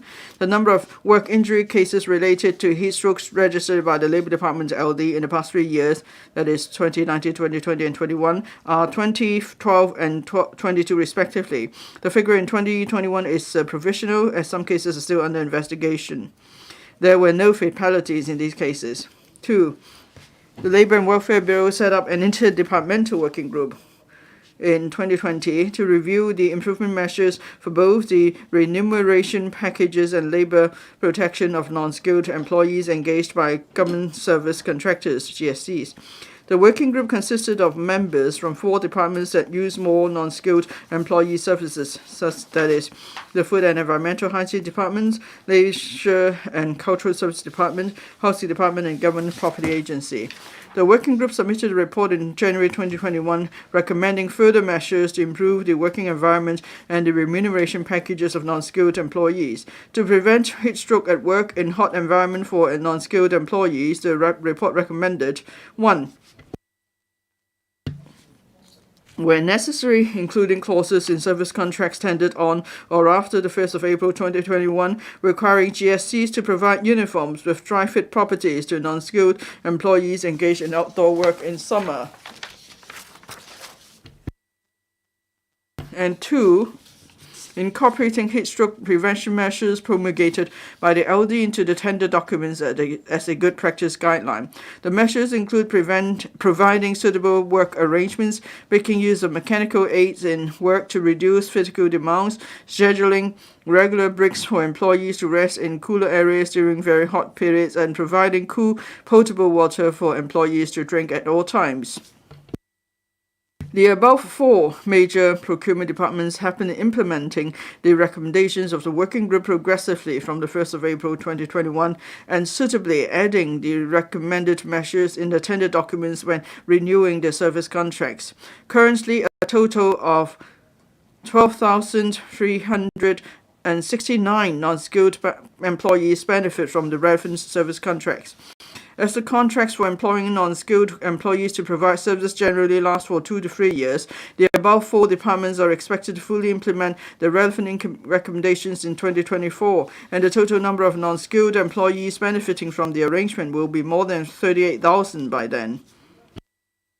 3. Heat stroke is caused by heat stress. The level of heat stress at work depends on many factors, apart from temperature. The factors also include humidity of the working environment, airflow, heat, radiation level, workload of employees, clothing worn by employees, and whether employees are accustomed to torrid environments, etc. The government therefore considers that it is not appropriate to regulate outdoor working hours and rest periods based solely on temperature. Taking into account that summer temperature in Hong Kong is getting higher and higher, employees who work outdoors do face a certain risk of heat stroke. The LD is actively considering formulating more detailed and specific guidelines based on Hong Kong Heat Index from the Hong Kong Observatory to require employers to take appropriate heat stroke prevention measures in extremely hot weather. The LD has always been concerned about the risk of heat stroke faced by outdoor workers. It launches a large-scale promotional campaign on heat stroke prevention every summer and promotes the importance of heat stroke prevention through various media and online platforms. Since last year, the LD and the Occupational Safety and Health Council have launched the Portable Waste Fan Sponsorship Scheme for Small and Medium Enterprises, SMEs, to provide subsidies to SMEs in industries with a higher risk of heat stroke to purchase waste fans. According to Section 6 of the Occupational Safety and Health Ordinance, employers are required to provide for or maintain plants and systems of work that are, so far as reasonably practicable, safe and without risks to health. Such requirements include the implementation of appropriate risk control measures at the workplace to protect employees from heat stroke while at work. To assist employers in fulfilling their duties, the LD has issued a guideline on risk assessment for the prevention of heat stroke at work, which details the various risk factors that should be considered when conducting risk assessments and recommends corresponding control measures for each risk factor. The LD conducts inspection and law enforcement to ensure that employers comply with these legal requirements, including checking whether employers have referred to the above-mentioned guideline to assess the relevant risk factors for heat stroke at work and take corresponding control measures as far as reasonably practicable to protect the health of employees. If our inspection reveals that an employer has failed to refer to the guideline to carry out the required risk assessment and take appropriate control measures, corresponding enforcement actions will be taken. Thank you, President. Ms. Lam Chanson. Thank you, President. Now, I had to attend some of the celebration activities for the July 1st. So in the end of June, I took the PCR test almost every day at mobile stations set up by the government. These stations were set up on hard service football pitches. Even if there are tents, and there are fans, the environment is stuffy, and colleagues said that the working condition was tough. So, in the reply, the government said that there shouldn't be requirements on the rest periods and work hours for people. Now, in the next few months, we will be seeing many very hot weather warnings. So, in the next few months, what more could the government do to promote awareness, and so people will comply with the risk assessment guidelines? Secretary. Now, we have already introduced the guidelines on risk assessment for prevention of heat stroke at work for a long time. And, every year during the summer, of course, that's the peak period. And then we will use different channels to publicize the message. In the past, we've been using mostly conventional channels, but then in recent years, of course, there are many new media platforms. So we try to publicize the message for both employers and employees. And employers have to follow the guidelines such as the temperature, humidity, the workload and so on, and so employers will do the risk assessment. It's been working well, and then we encourage employers to make use of the risk assessment form so that the workers could still carry out work under heat. And then and also Labour Department's been carrying out enforcement action in 2021. We've conducted some 26,000 inspections. We would issue warnings or even take up prosecution in serious cases. Thank you. Mr. Chow Siu Chung. Thank you, President. In the reply, the Secretary said that we shouldn't just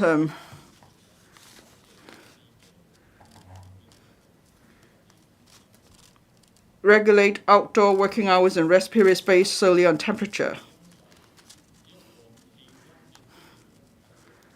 But temperature is an objective, accurate and straightforward index that everyone could understand.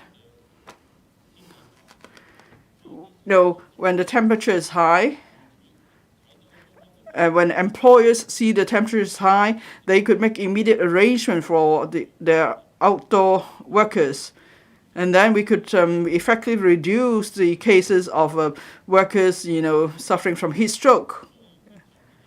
The government said this cannot be the only factor relied upon. There are many other factors to consider as well. But then, as mentioned on the mainland, they just look at the temperature, and then employers will have to arrange rest periods for workers. The rest periods would not affect the work arrangement for the employers because we're just talking about short breaks. So, Secretary, would you do a bit more here? You say we have to consider a number of factors. I agree, but then, we have to see under what circumstances we could require rest periods for outdoor workers to minimize the chance of heat stroke. Secretary, I would like to thank Mr. Chow Siu Chung for his question. Yes, it's true. If you look around the world and see measures taken to prevent heat stroke, each country will have regard to his own situation in making the necessary arrangement. And we note that in Guangdong province, they have the arrangement that is if the temperature is above 39 degrees Celsius, there would be certain arrangement. So their approach is different from ours. For us, we look at a series of indexes. Because, scientifically, temperature is not the only factor. Humidity is important, heat radiation, the kind of clothing, and whether the work is physically demanding and so on. There are other factors to consider other than temperature to see if there's a chance of heat stroke. Of course, it's good to have a series of indexes, but perhaps we could be more specific. That's why in the main reply, I said that we are actively looking at the situation. We may have regard to the Hong Kong Heat Index from the Hong Kong Observatory. And then we could then formulate more detailed and specific guidelines. So then there will be even more objective consideration to make sure that employers and employees are both protected. Thank you. Question 5, Edward Lam. Thank you, President. It is learned that as early as 2003, when the country's first astronaut sent into space visited Hong Kong, quite a number of Hong Kong youths were inspired and embraced the aspiration of becoming an astronaut. In June last year, a chief designer of the country's manned space program indicated that Hong Kong citizens were welcome to participate in the manned space program and that technical preparation had been completed for the selection of astronauts in Hong Kong. In this connection, will the government inform this Council 1 in respect of enabling Hong Kong citizens to participate in the country's manned space program, whether the government has discussed or will discuss with the relevant departments on the mainland on the selection of astronauts in Hong Kong for receiving training or working on the mainland? 2. Are the policies and measures in place for enabling Hong Kong youth to aspire to be involved in manned space program to make early preparation for the development in this field and for providing them with relevant support? And 3, as it is learned that the country's astronauts are raw military personnel, while currently Hong Kong citizens cannot join the army on the mainland, rendering them unable to become the country's astronauts even though they may be talents who have the ability to become astronauts, whether the government will conduct discussion with the mainland authorities on allowing Hong Kong youths who meet the requirements to join the army so that they may advance towards their space exploration. Secretary for Constitutional and Mainland Affairs. President, the continuous efforts of the country is breaking new ground in aerospace technology in recent years, have consolidated in its leading position in the global aerospace arena, and made Chinese people all over the world proud.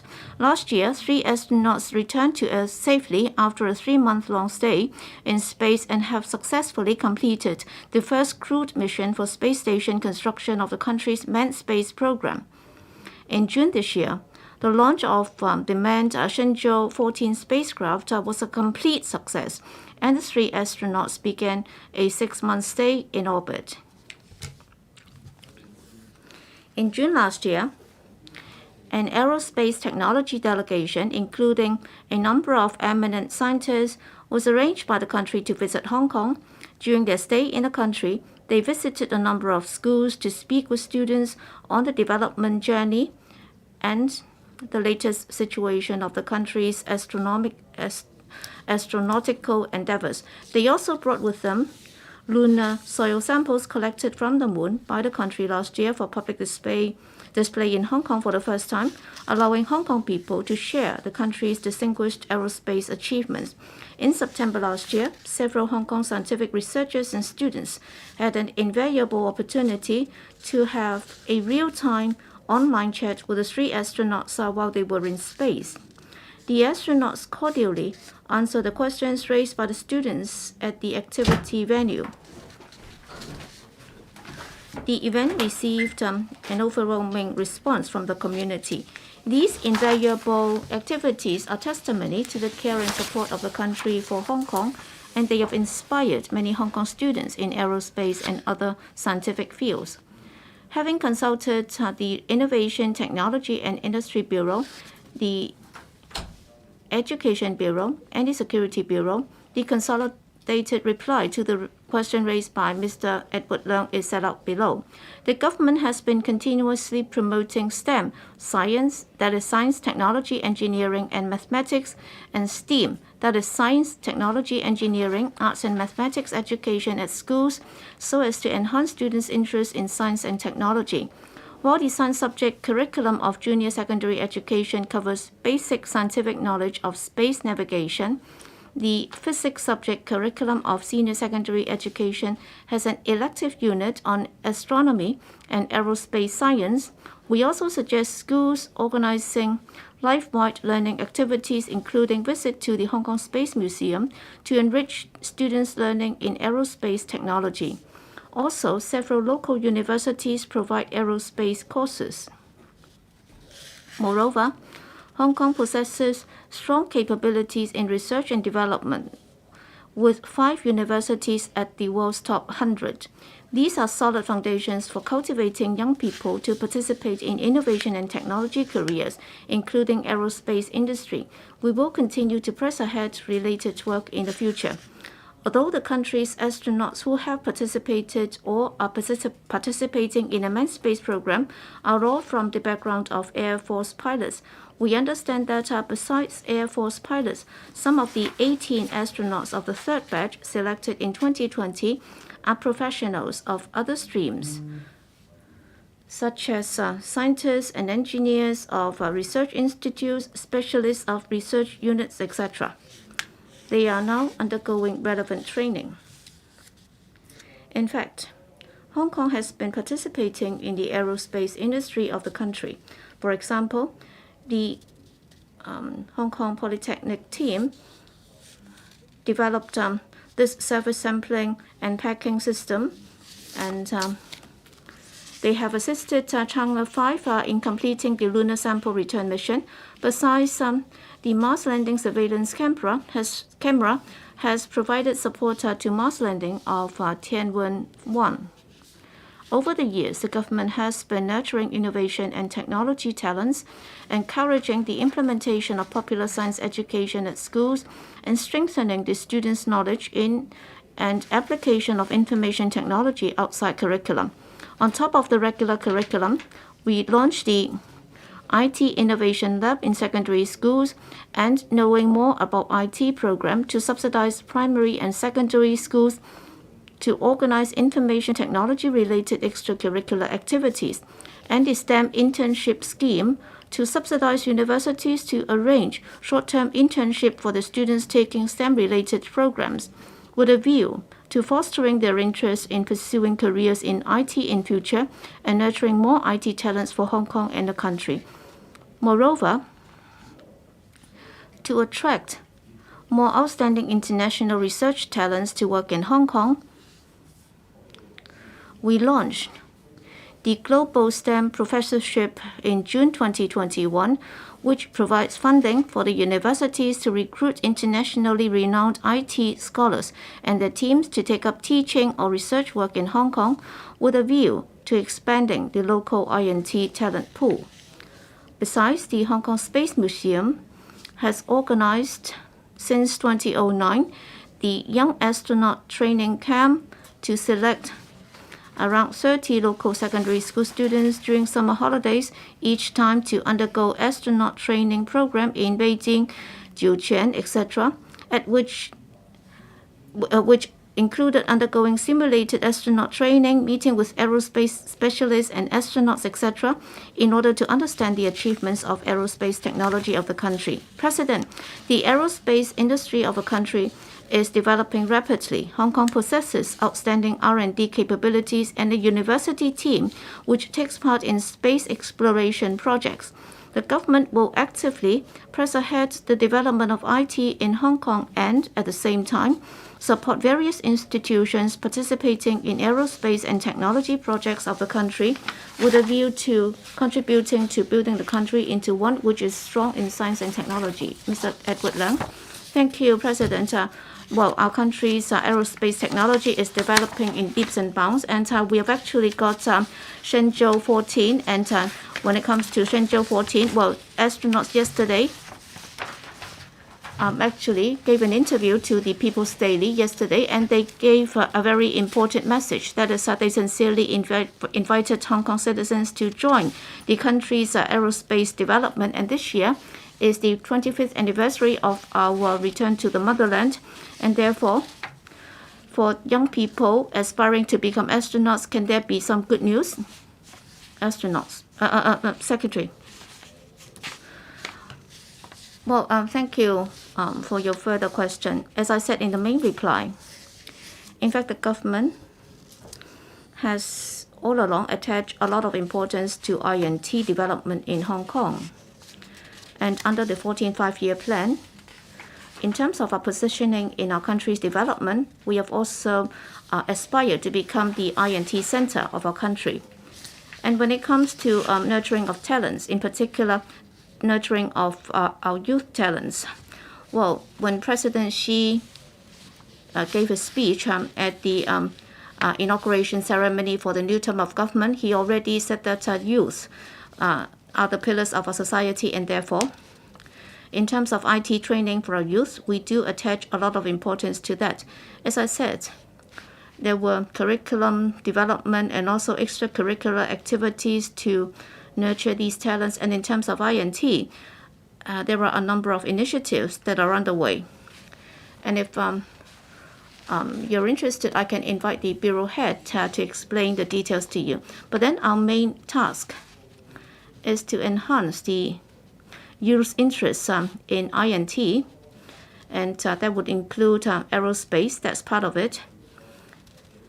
And as the ambient environment of our community improves, and also if we are able to provide a suitable platform under our curriculum, then their knowledge and also their specialty and their experience will accumulate, then I'm sure in the INT area, including aerospace technology, I'm sure they'll be able to make a contribution to our country's aerospace mission. Secretary for Innovation and Technology and Industry. I'd like to thank Mr. Edward Leung for his question. As the Secretary just said, in recent years, we have more and more young people who are interested in aerospace technology.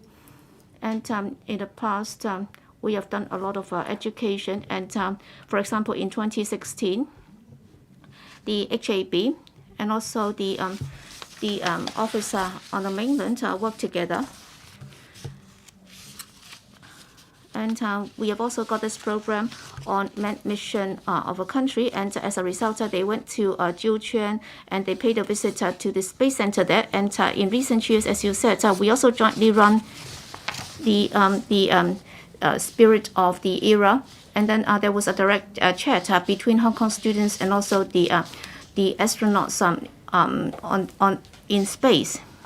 And they were able to write directly to the astronauts in space. And there was strong message expressed to the astronauts. And they also managed to get direct replies from those astronauts. So that shows that they are taking pride in the achievements of our country. And in recent years, we have also done a lot. For example, our Polytechnic University and also the HKUST in recent years have also arranged for programs related to aerospace technology. At present, there are 3 universities in Hong Kong, and every year, no less than 100 students would be able to focus on aerospace technology. Thank you. Yes, Mr. Kenneth Leung. Well, President, I think young people should be involved in the major missions of our country, and that would also enhance their sense of identity. Because Hong Kong students have fewer opportunities to be directly involved in aerospace mission. And taking advantage of aerospace technology development, that would be a very good opportunity for us to get involved. And therefore, I'd like to know whether or not we would take advantage of the success that we have achieved so far. How can we enhance the sense of pride and sense of identity of our young people in our country? Secretary for Constitutional and Mainland Affairs. Thank you, President, for the question. Well, as I said in the main reply, all along, we attach a lot of importance to young people's development, in particular in the area of innovation and technology. And of course, when it comes to innovation and technology, aerospace technology is an indicator of the consolidated strength of our country. And with the rapid development in aerospace development as a Chinese national, our sense of belonging and sense of pride and sense of identity have been enhanced. That's precisely the reason why last year, after the completion of the mission, we immediately arranged for the aerospace technology delegation to visit Hong Kong so that we can take advantage of such activities to inspire the students so that they will have greater interest in INT as well as aerospace technology. And we will continue with that effort. Other than doing that in the school curriculum, we will offer appropriate programs to enhance the students' interest and knowledge. And we will also be creating the right environment conducive to the young people's development in these areas, so that that would be the point where they can gain access to these areas. Mrs. Regina Ip. President, can I ask one of the Bureau Directors to explain to us in simple terms, that is, well, for non-military Hong Kong citizens, if they're interested in aerospace activities, to really travel to space, whether in terms of their physical ability, age, and also their knowledge area, how can they be qualified? And also, will you also assist the central authorities in selecting the right members of the community so that they can also join in such missions? Secretary. Yes, thank you, Mrs. Ip, for your question. Well, as we said, right now, for the selection of astronauts, well, during the first 2 batches selection, mostly they had the background of being Air Force pilots. But then in the 3rd batch, you can see that there are already people from a non-Air Force background. For example, we have scientists and engineers of research institutes being selected. So in terms of the avenues available, with the advancement in aerospace technology, more disciplines, experts are also able to join in that mission. And in this regard, we will also collaborate closely with our mainland counterparts. We have emphasized repeatedly that in terms of innovation and technology, we will continue to deepen our collaboration with our mainland counterparts. And in the area of innovation and technology, aerospace technology is part of it. And therefore, in our future collaboration and exchange, we will try to adopt a multi-pronged approach so that there would be diversified collaboration, and where necessary, we will also take it up with the central authorities, and we will reflect to them that there are opportunities that we can take up so that we can also refine such opportunities. As far as the current requirements are concerned, we don't really fully understand the requirements because for the selection criteria, I'm sure Mrs. Yip would understand. They have not disclosed the full details of the criteria in the selection process. In the future, with the deepening of collaboration between us, I'm sure we will be able to get hold of more information, and I'll disclose that in due course. Kenneth Wong. Thank you, President. Well, in the government's main reply, I noticed that arrangements were made for Hong Kong students to visit Beijing and Jiuquan, to visit the astronaut training facilities and so on. So I'd like to know, well, in Wenchang in Hainan, the central authorities have also set up a sizable satellite base. And in fact, recently I also went to Wenchang in Hainan. I also saw the Changzheng 1.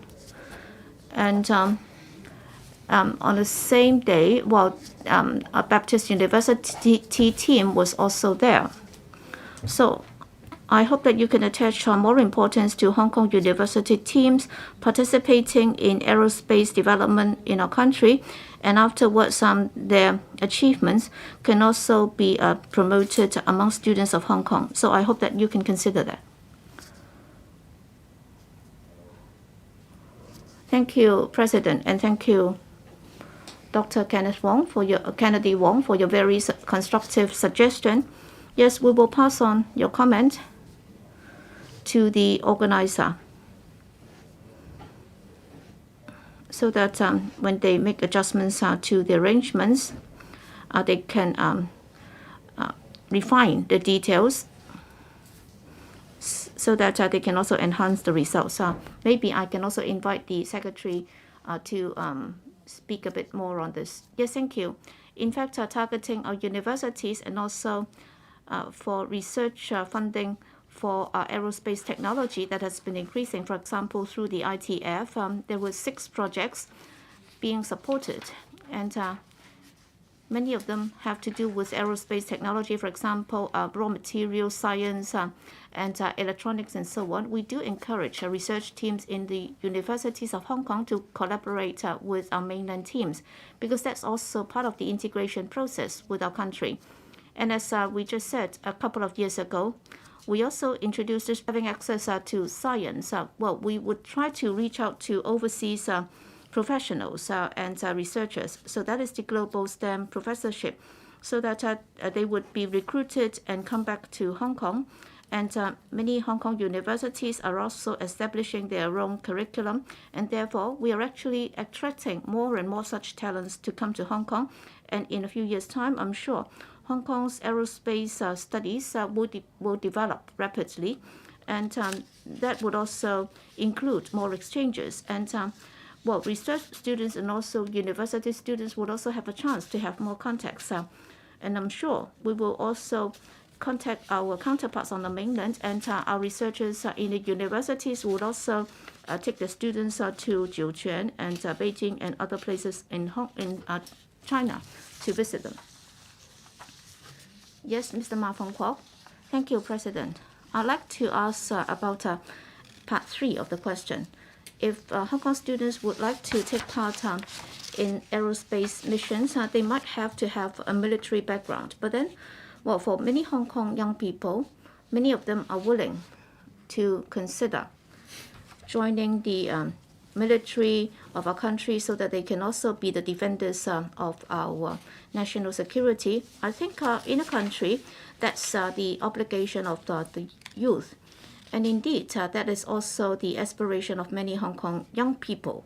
But then the SAR government has yet to make such arrangements to enable Hong Kong young people to join the army in whatever form, so that they be able to get involved in the work of the military, so that they can defend our country. They can also acquire knowledge of high technology and be involved in research and development projects like this. So I'd like to ask the SAR government, do you have any intention or consideration to meet the aspiration of our youth to be loyal to our country, because they'd like to be the defenders of our country's security, and at the same time we can also nurture many young talents so that they can also have a chance to develop their skills in aerospace technology. Thank you, President, and thank you, Mr. Ma, for your question. First, in accordance with the Army law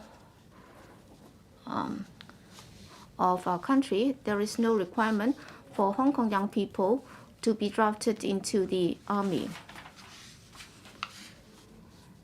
And if Hong Kong young people would like to display their loyalty to our country, I'm sure there are many channels available. Well, in different positions, well, if they are patriots to our country, so long as they can hang on to such mindset, if they have a sense of identity, sense of belonging, and sense of pride to our country, then I'm sure they'll be able to make contribution to our country. Thank you. Last question requiring an oral reply. Dr. Kenneth Wong. President, it's been reported that on the 25th anniversary of Hong Kong's return to the motherland, the government advertised through the Hong Kong Economic and Trade Office, ETO, in Brussels, Belgium, on trams in Brussels to celebrate Hong Kong's return to the motherland. Although the content of the advertisement had been passed by the local transport company and the outsourced advertising contractor concerned, the advertisement was eventually pulled by the tram company due to the complaints from a group of anti-China netizens. In this connection, will the government inform this council, 1, whether similar incidents have occurred recently when other overseas CTOs of the government are carrying out promotional work on celebrating Hong Kong's return to the motherland? If so, how the authorities follow up such incidents? 2, whether in the light of the aforesaid incident, the government has assessed the difficulties that it may encounter in its work on publicizing and promoting Hong Kong in future, and how it would deal with such difficulties. And 3, of its plans to introduce in detail the actual situation of the 25th anniversary of Hong Kong's return to the motherland and the successful implementation of one country, two systems in Hong Kong to international partners of Hong Kong through its overseas CTOs, and whether it will formulate key performance indicators for the relevant promotional work, if so, of the details, if not, the reasons for that. Secretary for Commerce and Economic Development. President, the 25th anniversary of the establishment of Hong Kong SAR of the People's Republic of China is an important milestone for our country and Hong Kong SAR. Under the theme, A New Era, Stability, Prosperity, Opportunity, the Hong Kong SAR government has organized a series of promotional events around the world, signaling Hong Kong's new chapter of governance and prosperity, and the Hong Kong will endeavor to integrate into the overall development of our country, proactively aligning with national development strategies such as the 14th Five-Year Plan, the development of Greater Bay Area, GPA, and high-quality development under the Belt and Road Initiative. As the overseas official representative of Hong Kong SAR government, the 14 overseas Hong Kong Economic and Trade Officers, ETOs, have partnered with government departments and agencies, including the Information Services Department, Invest Hong Kong, Hong Kong Trade Development Council, and the Hong Kong Tourism Board, as well as chambers of commerce and professional bodies, to organize over 160 events. These events comprise Hong Kong Month, Hong Kong Week, seminars on the Belt and Road Initiative and GPA, and art and cultural performances, roving exhibition, dragon boat races, food festival, etc., showcasing Hong Kong's efforts and achievement in the past 25 years, and fostering confidence and hope across all sectors overseas to jointly welcome a new era. As regards the three parts of the question raised by Honourable Kenneth Wong, my reply is as follows. In 1 and 2, in celebration of the 25th anniversary of the establishment of Hong Kong SAR, Brussels CTO has organized 14 events, including Hong Kong Month in Europe. In June this year, Brussels CTO launched a publicity campaign themed Hong Kong is moving ahead. Hong Kong trams in Europe in Brussels, Istanbul, Lisbon, and Milan, spreading the news of the 25th anniversary of the establishment of Hong Kong SAR across Europe. Furthermore, in line with the promotions of the 15th and the 20th anniversaries of the establishment of Hong Kong SAR, Brussels CTO planned to dress Medicon P, the Brussels tourism attraction, in his Hong Kong costume previously donated to the local city government. Throughout the planning of these two events, Brussels CTO have maintained close communication with the relevant public transport authority and the city government. The government expresses regret and disappointment over the decision of the relevant institutions to withdraw from the promotional events. As a matter of fact, the tram publicity campaign was successfully held in Istanbul, Lisbon, and Milan. Moreover, gala receptions hosted by Brussels CTO for the 25th anniversary celebration in Brussels, Dublin, The Hague, Lisbon, and Milan were warmly received. And the reception cum exhibition on the West Kowloon Cultural District held in Paris was favorably reviewed by international travel news media. The SAR government expresses gratitude to all sectors for their support in these events. In addition, with the support from all sectors, the gala dinner in Toronto and the art exhibition in Richmond were successfully organized by Toronto ETO for the celebration of the 25th anniversary. Despite nuisances caused by a small number of protesters, the government regrets that certain individuals caused nuisances to the celebration. These were isolated incidents. ETOs shoulder the responsibility of promoting Hong Kong overseas and will continue to perform their duties with perseverance, sparing no effort in enhancing Hong Kong's international reputation and sharing the joy of celebrating the 25th anniversary of the establishment of Hong Kong SAR with communities worldwide. In fact, at the end of June, ETOs have successfully hosted over 50 celebration events for the 25th anniversary, including the Hong Kong Through the Looking Glass miniature art exhibition, the Hong Kong Story Youth Competition, the Dragon Boat Race Festival, and the reception for international students from Hong Kong, etc., receiving positive feedback and support across all sectors. For example, in May this year, the then Secretary for Commerce and Economic Development officiated the opening ceremony of roving exhibition and attended a business luncheon with more than 100 participants from the business community for the celebration of the 25th anniversary in Bangkok, Thailand. In June, the Minister of Trade of Indonesia delivered a speech at a business conference hosted by Jakarta ETO to celebrate the 25th anniversary, and it was attended by around 240 members of the local political and business sectors, exemplifying the close relationship between the two places. Furthermore, ETOs have organized celebration banquets and receptions in various cities, with participation by the local Chinese councils, general, and members of the political, business, and academic communities. ETOs have been providing updates on Hong Kong's latest situation to stakeholders from different sectors, including members of political, business, and academic communities, think tanks, and media outlets, actively promoting the successful implementation of one country, two systems, Hong Kong's new chapter of governance and prosperity following the enactment of national security law, and patriots administering Hong Kong, as well as Hong Kong's important role under national development strategy, such as the 14th Five-Year Plan, the Belt and Road Initiative, and the high-quality GBA development, attracting investment and discovering more collaboration opportunities. Through organizing various celebration events for the 25th anniversaries, ETOs have deepened collaboration with overseas stakeholders and promoted the achievement of Hong Kong as an East and East-West center for international cultural exchange. The external promotion of Hong Kong is part of the regular duties of ETOs. The performance indicators of the operation of ETOs have been listed under the relevant heads of the Controller Officer's report in the budget, including resources allocated to the ETOs, policy objectives, event descriptions, etc. The key performance indicators for evaluating the services of ETOs included a number of calls on senior government officials or organizations, seminars, exhibitions, workshops, and promotional activities organized and participated, newsletters, pamphlets, and press releases issued, and public speeches and media interviews or briefings given. In line with relevant policy objectives, ETO would ensure proper utilization of resources and assist policy bureaus in performing the duties of external promotion and liaison effectively. Thank you, President. Dr. Kenneth Wong. President, I thank the Secretary for Commerce and Economic Development for a very detailed reply. I would like to follow up on 2 points. We have 14 ETOs, overseas ETO, in different areas, in different regions. These regions may serve different strategic purposes for Hong Kong in the coming years. How can you ensure that these ETOs can do a better job?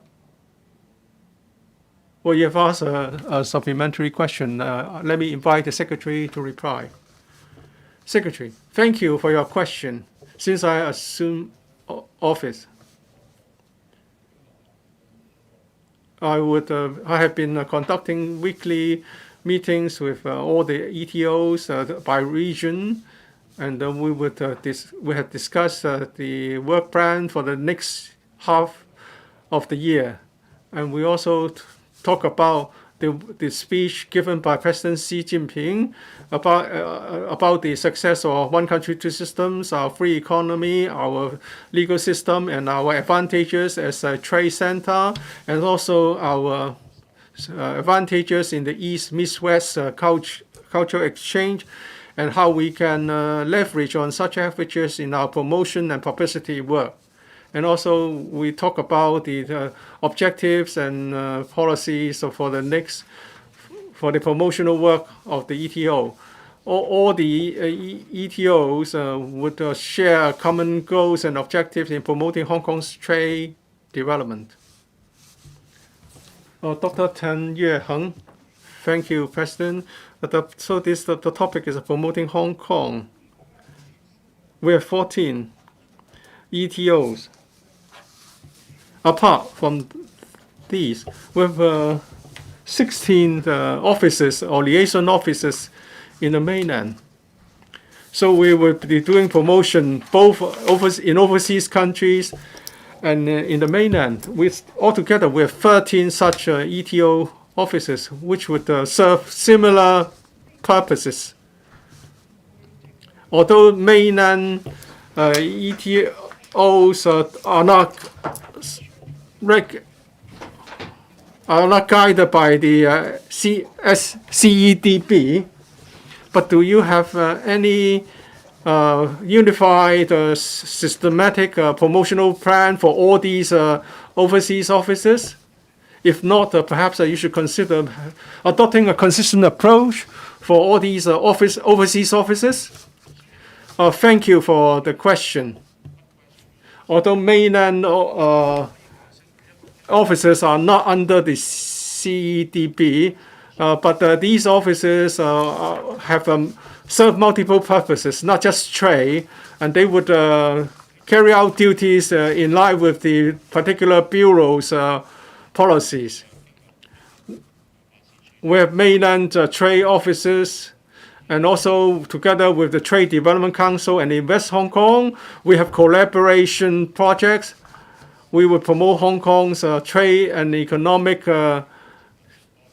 investment with TDC. We have 65 offices, including those of Invest Hong Kong in 128 countries, where they organize meetings, seminars, and promotional sessions, so that we can be integrated in the country's development and the dual circulation economic program. And we also facilitate the going out strategy of mainland enterprises. We have adopted a promotional strategy, but because of the epidemic, many planned activities are not yet rolled out. But despite the pandemic, I will be trying to visit different countries to my part to contribute to the economic development of Hong Kong, and I will be willing to discuss with cooperation plans with my counterparts. I'm going to Thailand later this year, and I will be attending in September the APEC meeting with the CE, and I will be doing all this to promote trade and investment in Hong Kong.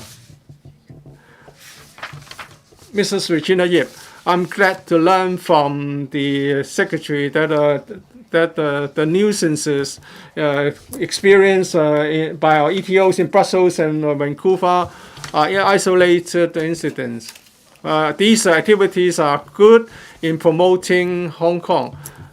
The Information Services Department has engaged a consultant costing us tens of millions of dollars in promoting Hong Kong, and it's been reported that Hong Kong is now seen in different lights by different countries in different regions. Or will the CEDB to come up with a thematic activities to attract the attention of their people? Of course, politicians have their biases, but we are not just targeting politicians. We are facing to the communities there. So how are we going to go about it? Thank you for your comments, Mrs. Yip. That's why I've talked to the ETOs region by region, and I've been talking about the focal points of different ETOs. So these meetings are not conducted with all the ETOs at the same time. And then we would finalize the work program for the latter half of the year. And through our consultants, we would try to understand the special features of different countries. For Europe, well, we will focus on Central Asia, emerging markets in Central Asia and Islamic countries and their needs. We will adopt a targeted approach. We will make suitable arrangements, organize suitable activities for different regions. Well, we would take on board the suggestions from the member. Mr. Tommy Zhang, my question is this, Secretary. In overseas countries, many chambers of commerce and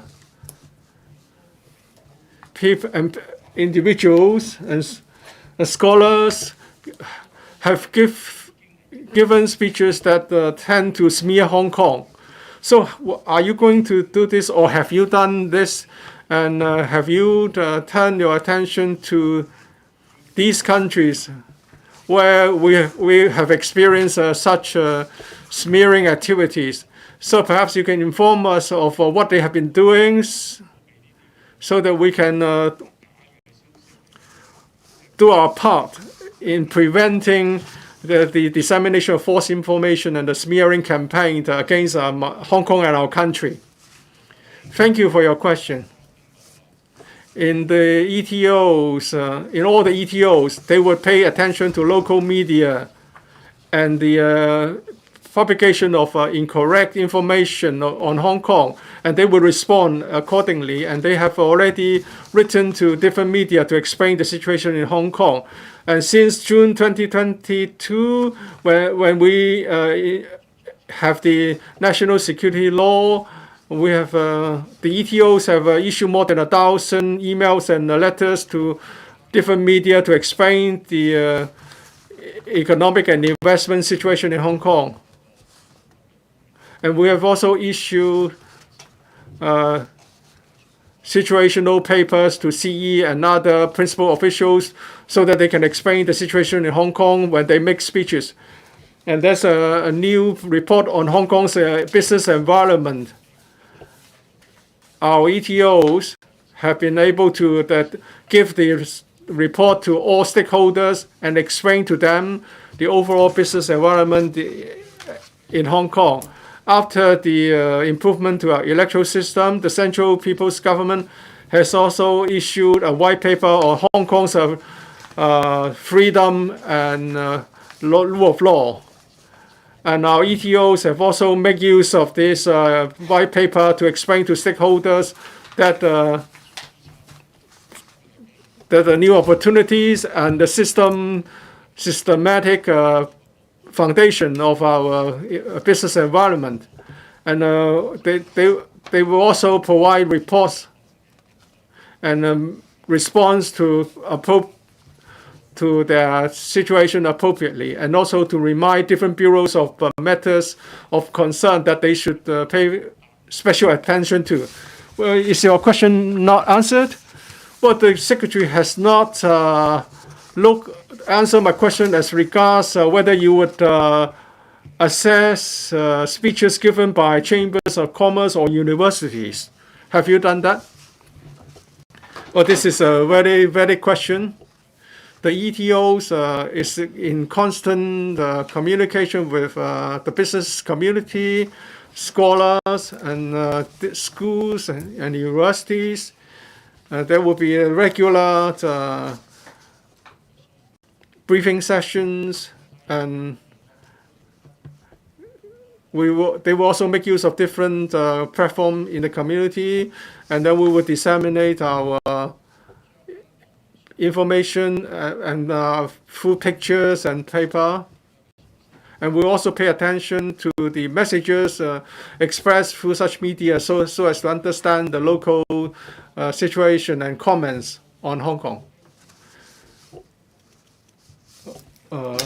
Mr. Holden Chow, this is disappointing in regard to this Brussels incident. In order not to give people the false impression that we would withdraw once they threaten us. So are you going to do it again, do the advertisement again in Brussels to celebrate the 25th anniversary? So would there be more work done in that regard? As I've said, the ETO would persevere and move forward in publicizing Hong Kong's overall situation. Although the Brussels incident is an isolated incident, but the ETO would try to find other opportunities to disseminate information on our business environment. So we will try to do it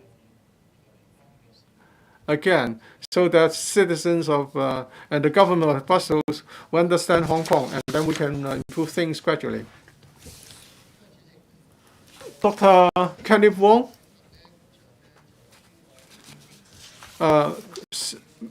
my question for the Secretary is that whether our ETOs would liaise with our countries' consulates and embassies regularly in cooperation programs. If not, would that be done in the future? Under the one country, two system principle, our ETOs work independently, but there's a close communication. They would attend each other's programs, such as seminars, meetings, and cultural activities. And given suitable opportunities, our ETO will seek the help of our embassies and consulates. Thank you. Government bills. This Council resumes the second reading debate on the Professional Accountants Amendment Bill 2022. The Honourable Edmund Wong, Chairman of the Bills Committee on the bill, will first address the Council on the committee's report. The Honourable Edmund Wong. President, thank you. As the Chairman of the Bills Committee on Professional Accountants Amendment Bill 2022, the bill, I would like to report on the key deliberations of the committee. The bill seeks to amend the Professional Accountants Ordinance and make changes to the election mechanism of the Council of the Hong Kong Institute of Certified Public Accountants, HAIPCA Council, including the nomination threshold and election cycle for the election of elected members. The bill also seeks to amend the professional accounts bylaws to enhance the administrative procedures of HAICPA. members of the Bills Committee in general expressed support for the bill. They considered the bill is conducive to enhancing the governance and representativeness of the HKICPA Council and also allows greater flexibility of HKICPA regarding the conduct of general meetings and elected matters. On the election of elected members of HKICPA, Council members discussed the requirements for candidates, reasons for the administration proposal to require members of the Advisory Committee to the Accounting and Financial Reporting Council ARFC to second nominations and criteria to be adopted in seconding nominations. The administration explained that the 14 elected members of the HKICPA Council shall all be certified public accountants CPAs with not less than 6 in full-time practice and not less than 6 otherwise than in full-time practice. On the new requirement for members of the ARFC Advisory Committee to second nominations, the administration explained that the requirements will motivate candidates to actively engage this advisory committee for support and also facilitate the advisory committee to better understand the concerns of the accounting profession and the work priorities of the new term of the Hong Kong ICPA Council. As a result, ARFC and HKICPA would enhance the working relationship relating to the regulation and development of the profession. On whether a member of the advisory committee should second a nomination, the decision would rest entirely with the member after taking into account relevant factors such as the candidate's professional knowledge, background, experience in the sector, the candidate's conduct and integrity, etc. Members noted that the accounting profession has expressed concern that the proposed new biannual election cycle for all the elected members of the Hong Kong ICPA Council may give rise to risk of a total change of the council membership en bloc every 2 years. The administration pointed out that at present, Hong Kong ICPA conducts council election in November and December every year to fill the 7 vacancies. Aligning the election cycle of all the 14 elected members from an annual cycle to a biennial cycle would save HKICPA's resources and ensure stability of the members during their 2-year term, which is conducive to the continuous delivery of the Council's work priorities. To address the concern of the profession, the bill proposes that upon conclusion of a 2-year term of the Council, the eligible past vice presidents may, upon fulfillment of the nomination requirements, be deemed to have been elected as the elected members of the new term of the Council for the sake of continuity of the Council. On the proposal to enhance the administrative procedures of the HKICPA, the Bills Committee considered the relevant arrangements, including how members are considered present at a meeting held by electronic means and the voting arrangements at meetings. The administration advised that the proposed amendments to HKICPA's administrative practices have reflected the resolution passed by HKICPA at its 2020 annual general meeting. The resolution includes the proposal to allow HKICPA's general meetings to be held by electronic means or both physically and by electronic means. This would ensure that meetings can proceed in the face of the COVID-19 pandemic or other unforeseen circumstances. If members wish to attend a general meeting held by electronic means, they are required to log into the HKICPA's designated portal, and a member who has so logged in and attends the meeting would be considered present. On the voting arrangements, the proposed amendments would allow voting in person or by proxy at general meetings held physically by electronic means or both physically and by electronic means. However, due to the operational difficulty in counting votes if members attend a meeting by electronic means, the proposed amendments provide that a poll must be taken in place of a show of hands if the meeting is held by electronic means or both physically and by electronic means. President, I now turn to my personal views on the bill. First of all, I would like to make a declaration. I am a practicing senior accountant. I'm also a member, of course, of the HKICPA. You know, changes are forever. That's why different systems will have to be perfected with changing circumstances. This is to ensure that the sustainability of the system. That's why the HKICPA has to move with the times and make sure there is enhancement. The HKICPA was set up for close to 50 years. At the beginning, there were about 400 members. Now there are over 40,000 professional accountants. As for registered students, there are over 16,000. But the current nomination threshold for the council elections remains as in the same as in 1973. That is, there just needs to be 2 nominations seconded by 2 members. Now we're talking about a professional body with over 40,000 professional accountants, and then we rely on 2 members to nominate a candidate to run in the council election. So is that representative enough? That's why the bill proposes to raise the nomination threshold for candidates for the council election. That's really to enhance the mandate of the candidates, and in particular the elected members.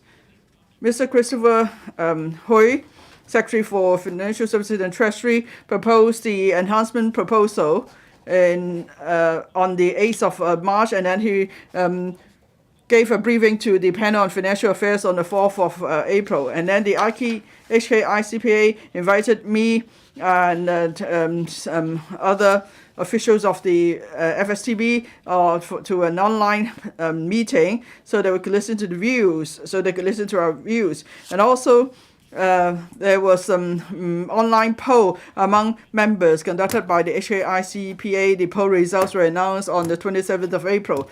The poll survey shows that 76.1% of members polled support the raising of the nomination threshold, and 71% of those polled agree that there should be 10 nominations. Each nomination should be supported by 10 members, and then 78% agree that we should change the annual election cycle to a biennial one to reduce the burden on the institute, and then 68.9% of those polled support the proposal for the nominations to be supported also by ARFC advisory committee members. So the proposals in the bill are similar to the views expressed by in the poll. So far, since we've had the meeting of the Bills Committee, and even today, we have not received any views opposing the bill. Members in general express support for the bill, and I mean members of the Institute. Now, I represent the accounting profession, so I have the duty to go by the majority views of the accounting profession. Therefore, I will support the bill. The ARFC will soon be taking over the regulatory powers over the accounting profession. For the first 3 years, there will be exemption of the levy payment. I've been proposing that, but then the administration has not taken on board this view, so I and the sector are disappointed. I hope the administration will consider this proposal again for the benefit of the entire profession. I hope that after the enhancement of the election mechanism, then the new ICPA Council will work closely with the ARFC and the administration for the benefit of the 40,000 plus members. And then there will also be criteria, they will formulate the proper financial reporting criteria and so on. And then the government and the ARFC should give more resources to the Hong Kong ICPA for its continuous development, in particular for us to strengthen continuous professional training of our members. This will enhance our overall professional standard, and then we will be able to supply in sufficient and quality talents for the development of Hong Kong as an international financial center. Now, I hope the ARFC, the ICPA, and the government will work together to deal with the issue of bogus accountants that's been bothering the profession for a long time. And also, you should strive for recognition of the professional qualifications of Hong Kong accountants on the mainland, and then local accountants could make more contribution to the development of GPH to the Greater Bay Area. So I speak in support of the bill. Thank you. President, I support the Professional Accountants Amendment Bill 2022. I think the emphasis of this bill is not about taking away the regulatory power of the Hong Kong ICPA. but it's a departure on the part of government to adopt a laissez-faire approach. As a representative of the legal sector, I will certainly want to have a self-regulatory by the professionals, but with great power comes great responsibility, and it's not really about self-regulation without responsibility. So with power to self-regulate, there's a responsibility to develop the profession.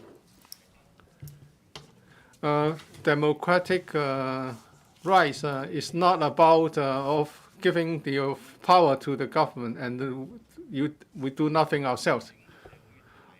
Although it's an executive-led system, apart from the government, there are community organizations, professional bodies, unions, enterprises, which are all involved. They would be administering Hong Kong as a whole. If these bodies must want to enjoy self-regulatory power, they must be responsible for development. In the past, under the control of anti-Hong Kong, the elements in the Hong Kong ICPA, they have turned this association into a base to subvert the government, and they were doing nothing, and they stood in the way of Hong Kong's development. Ultimately, they harmed Hong Kong interests and the profession's interests. And since the association did not do a good job in helping Hong Kong develop, they do not deserve to have the self-regulatory powers. And then some of them enjoy disregard the need for professional development and will do as little as possible. So the so-called laissez-faire approach is actually doing nothing. Now this bill would amend the electoral system for professional accountants. It's an extension of the FRC ordinance, and it's about a joint effort to develop the accountancy profession. And therefore, the government is duty-bound to help the professionals to develop. And so the government is willing to do away with the laissez-faire approach. So I support this new direction. And I also give the thumbs up to Mr. Hui, the secretary. I hope the government will also respect the self-regulatory power of different professional bodies, and there should be close cooperation with them. And these professional bodies would also work actively to Hong Kong and towards the overall benefits and development of Hong Kong. So I submit. Dr. Stephen Wong, I rise to speak in support of the Professional Accountants Amendment Bill 2022. This bill is the result of a lot of reforms in the regulation of the accounting professions. And in 2021, the Financial Reporting Council Amendment Bill gave the power to the FRC in regulating the accounting profession, and that there's a new regulatory system put in place through the bill. I think this will facilitate the upgrading of regulatory standards, and it will also improve the credibility and acceptability of the professional standards of the accounting profession. With the transfer of the regulatory powers, the Hong Kong ICPA should pay more attention to professional development and the maintenance of professional standards. So when I look at this bill, I would ask myself whether this bill is good for the focus of the Hong Kong ICPA on professional development, and I would say yes, it's beneficial. In the future, Well, in respect of the election of the members of the council, the previous threshold was too low, and in the future there should be the need to have a nomination by the AFRC. This will ensure that the members of the council would focus on the development and progress of the professional accountants. And through this system, Hong Kong ICPA will enjoy a closer relationship with AFRC, and there will be more exchanges and closer cooperation. This is good for the profession as a whole. All in all, I think the amendments are essential and are needed. Therefore, I support the passage of the bill. At the same time, I want to raise one extra factor to consider. With the number of nominations needed to be raised, and there's a need to have more seconders. Bigger accountancy firms would enjoy advantages just because of a scale of operation. Small and medium-sized firms and their voices may or may not be fully represented, and therefore the government should pay attention to the situation. Now with the threshold raised in terms of nomination, and also in the regulations standards are more and more in line with international standards. It means that small and medium-sized accountancy firms will need to deploy more resources to cope with the compliance requirements. And in a way, they may find it difficult to have the voices represented. Would it mean that small and medium-sized and accountancy firms will find the future a little bit unattractive? I hope we can help them.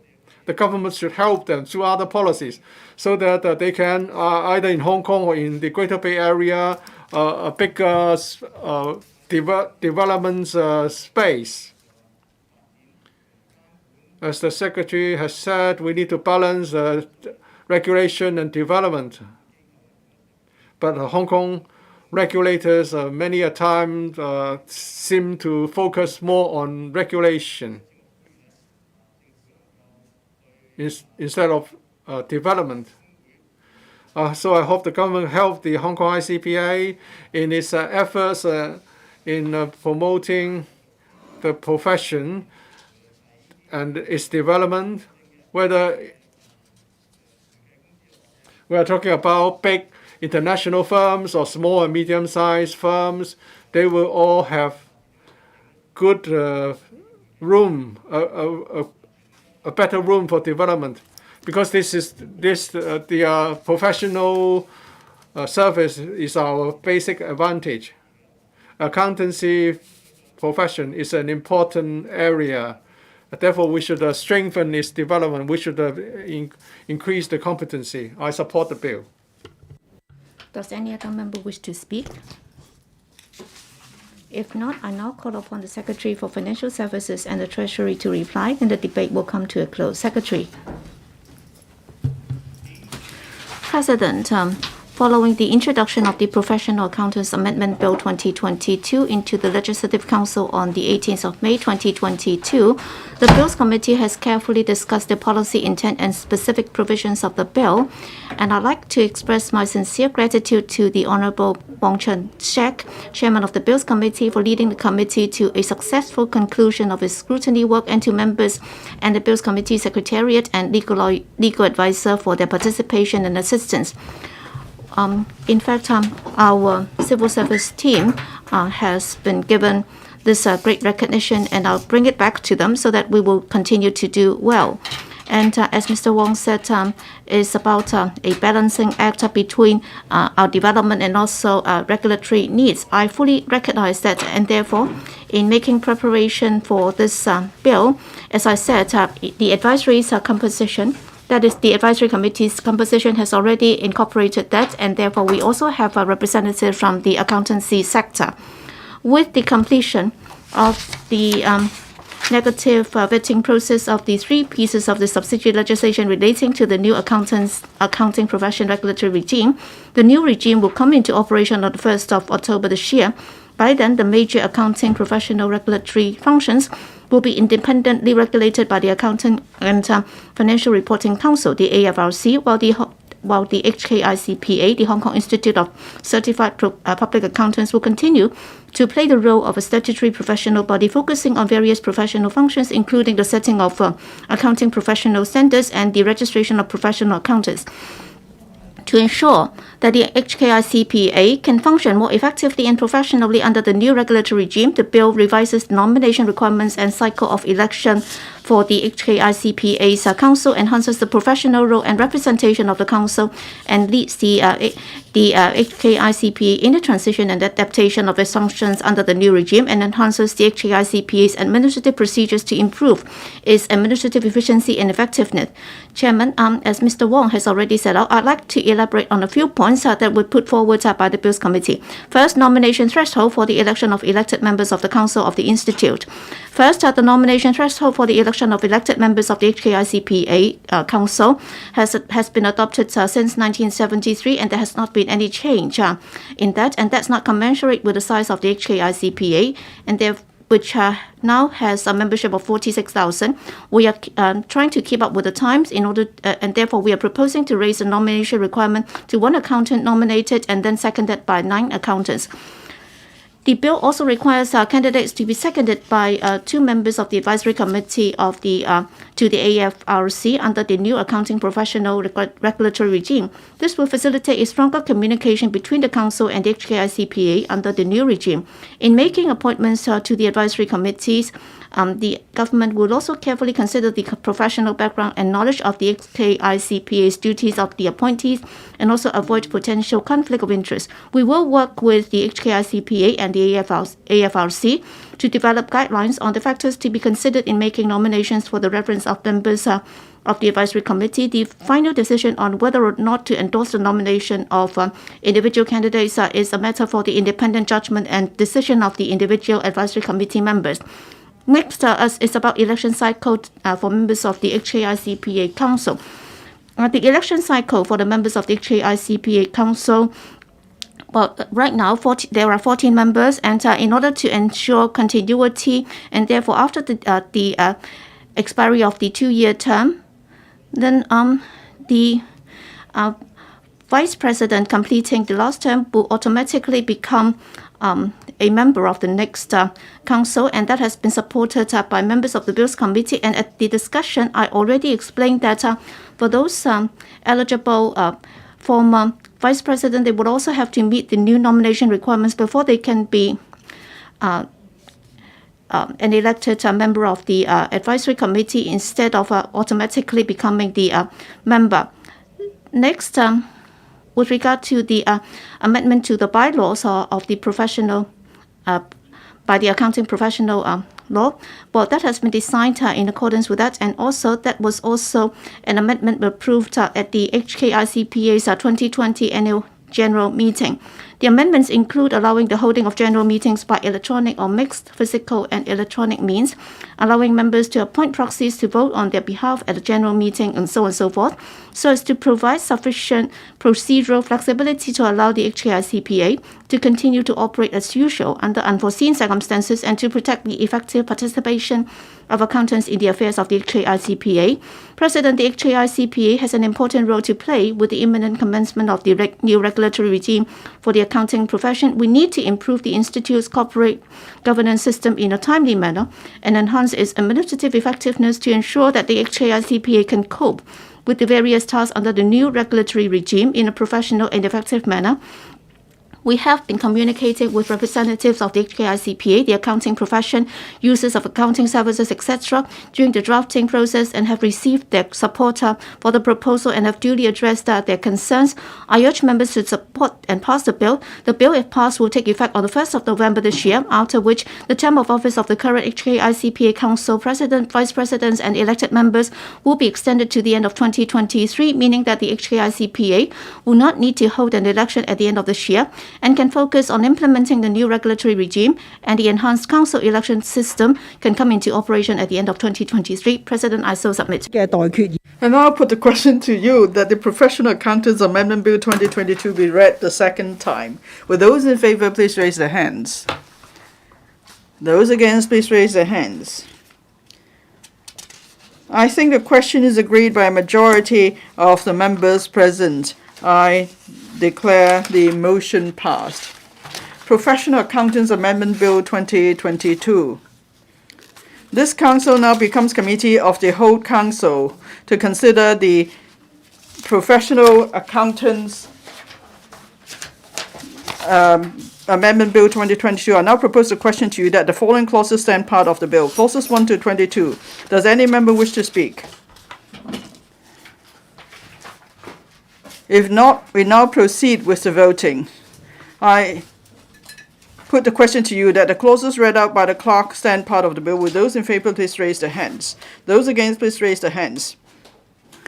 I think the question is agreed by a majority of the members present. I declare the motion passed. All the proceedings on the Professional Accountants Amendment Bill 2022 have been concluded in committee of the whole council. Council now resumes. Secretary for Financial Services and the Treasury. President, I now report to the Council that the Professional Accountants Amendment Bill 2022 has been passed by Committee of the whole Council without amendments. I move the motion that this Council adopts the report. I now propose the question to you that the Secretary's motion be passed. In accordance with the rules of procedure, this motion shall be voted on without amendment or debate. I now put the question to you as stated. Will those in favour please raise their hands? Those against, please raise their hands. I think the question is agreed by a majority of the members present. I declare the motion passed. Third reading, Professional Accountants Amendment Bill 2022. Secretary for Financial Services and the Treasury. President, I move that the Professional Accountants Amendment Bill 2022 be read the third time and do pass. I now propose a question to you that the Professional Accountants Amendment Bill 2022 be read the third time and do pass. Does any member wish to speak?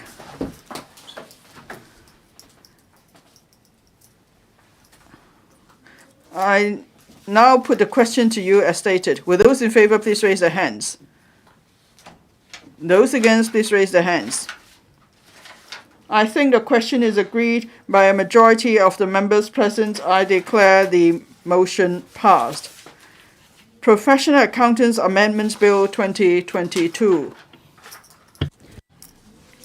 This Council resumed the second reading debate on the Inland Revenue Amendment Tax Concession for Certain Shipping-Related Activities Bill 2022. Mr. Holden Chow.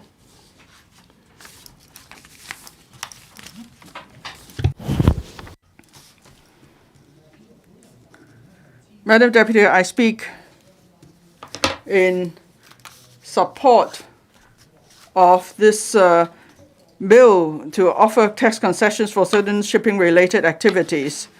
Well, for shipping agents, shipping broker, and shipping managers, they will enjoy tax concessions under this bill. Now, I have been following up on the business of value-added shipping business, so that's why I would like to give my views on the bill. Now, the panel on financial affairs discussed this bill. I've also actually asked a written question. There are some important figures to consider. First, after the tax concession is offered, how could it help to create more jobs for Hong Kong? So those are the figures that members care about. Now, the written reply of the administration is that 2022, for companies engaging in shipping agency, shipping brokerage, and shipping management, there are some 200 plus companies employing over 6,000 people, in 6,300 people or so. So we see that there are quite a number of people employed by the sector. The administration pointed out that after the tax concessions are offered, then in the next 10 years, some 27,000 direct employment opportunities will be created, and another 5,000 jobs, indirect jobs opportunities will be created. So after the bill is passed, I hope that in terms of the number of new companies coming to Hong Kong and the new jobs created, the government should regularly announce the figures. So then we'll be able to see the real effect of the tax concessions. And I understand that when the panel considered this bill, I was not the only one who raised this point. There were other members who raised the same point. So after the passage of the bill, the administration should keep statistics and also make regular announcement on how many new shipping companies are established and how many new jobs are created. And then we'll see if it's true that in the next 10 years, there will be direct employment of around 27,000 jobs. As for the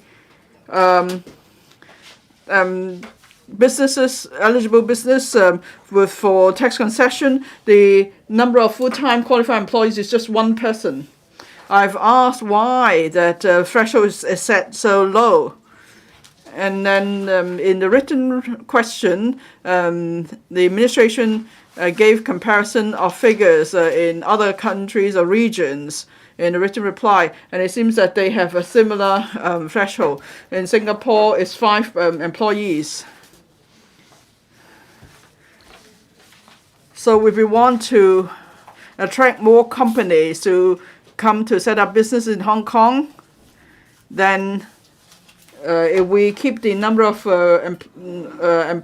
qualified employees low is understandable. But I must stress that since they're going to enjoy the tax concessions, I hope the government will be able to tell us what the real benefits are, say in terms of the direct employment or indirect employment, or the overall receipts for the sector as a whole in a year. So the government needs to monitor such developments. Now, the annual operating expenditure is at least $1 million.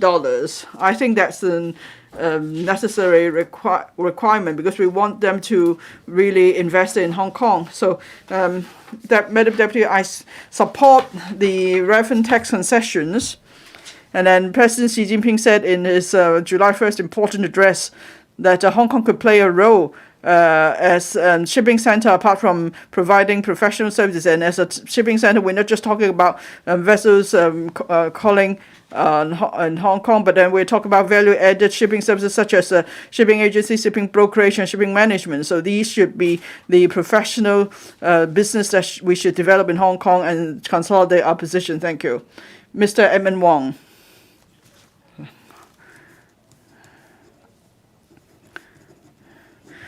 Now, in the 14th five-year plan, we are to consolidate our position as an international shipping center. And then President Xi, in his July 1st address, that we need to maintain our status as this important center. So, of course, this is an important task for the new SAR government. Hong Kong has enjoyed a good reputation as a shipping center, but then in recent years we've seen challenges coming from the mainland, for example, the Yantian port, and then we don't have enough land to build new container terminals. That's why the overall throughput has dropped from 21,984 TUs to now 17,960 TUs. We were ranked first. Now we've dropped to the ranking of number 9. So we're after Singapore and Shenzhen are actually before us now on the ranking list. So we want to increase our container terminal throughput and maintain our status as an international shipping center, but of course it's not realistic. So instead we should turn our attention to value-added shipping services and to promote Hong Kong as an international shipping center. Now, container terminals could focus on value-added goods with high value. And at the same time, we should develop ship leasing, ship insurance, maritime law service, legal services, and so on. Now, the bill mentions shipping agents, shipping brokers, and shipping managers. They are to be offered tax concessions, so that moves in the right direction of developing Hong Kong's status as an international shipping center. Now, for the shipping agents, brokers, and managers, if they engage in qualified shipping services, then the profit tax rate will be 8.25%, which is half of the 16.5% of profit tax rate. That will help to retain businesses already in Hong Kong. At the same time, it will attract overseas businesses to come to Hong Kong to set up such a business, and then we could build a cluster of shipping business group, and then that will be synergy effect, and then other relevant services will be developed in Hong Kong, such as in terms of insurance, legal services, and so on. Now, according to the Legislative Council brief, the administration expects that in the next 10 years after the passage of the commencement of the bill, cumulative the business receipts will be about $32.5 billion for ship agency, ship management, and shipbroking business, and also there will be direct employment of around 27,600 jobs and indirect employment of around 50,000 to 55,000 jobs. So there will be various benefits brought about by the tax concessions, as well as support the bill. Of course, we want to further promote value-added shipping business. Apart from offering tax concessions, we need to bring in talents. Many young people don't have enough understanding about the shipping sector. As people hear about maritime sector, they think, we're just talking about sailors, working on vessels. So apart from offering tax concessions, the government needs to do more publicity so young people learn about the prospects and the opportunities brought about by the shipping business sector. And then we need to work with some tertiary institutions to train even more talent. So I speak in support of the bill. Mr. Frankie Yik.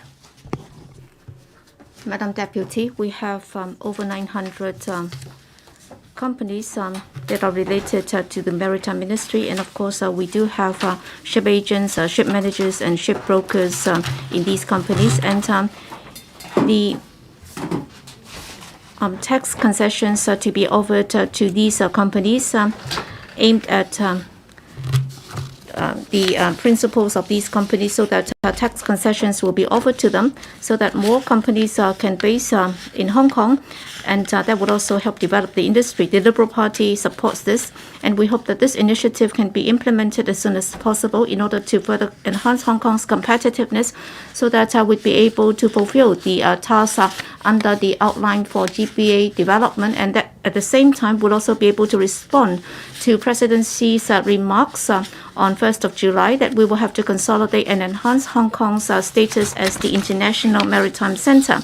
In recent years, the ranking of Hong Kong as a maritime center has come down, and still we are still one of the top 10 busiest ports in Hong Kong, and a container terminal is just one of the elements, and it's not the only indicator. For example, the London container terminals throughput was also at the top, and now it's only ranked number 69 out of the 100 top ports. Still, they are still recognized as one of the international maritime centers, because they have been focusing on high-end development, and Hong Kong has had a history of over 100 years, and our maritime industry has been able to promote Hong Kong to become a diversified maritime services, including ship management and ship financing, and also insurance, and also registration, legal services, and maritime dispute resolution and arbitration, and so on. In other words, we will have to develop the high-end maritime industry in order to further consolidate Hong Kong's status as an international maritime center,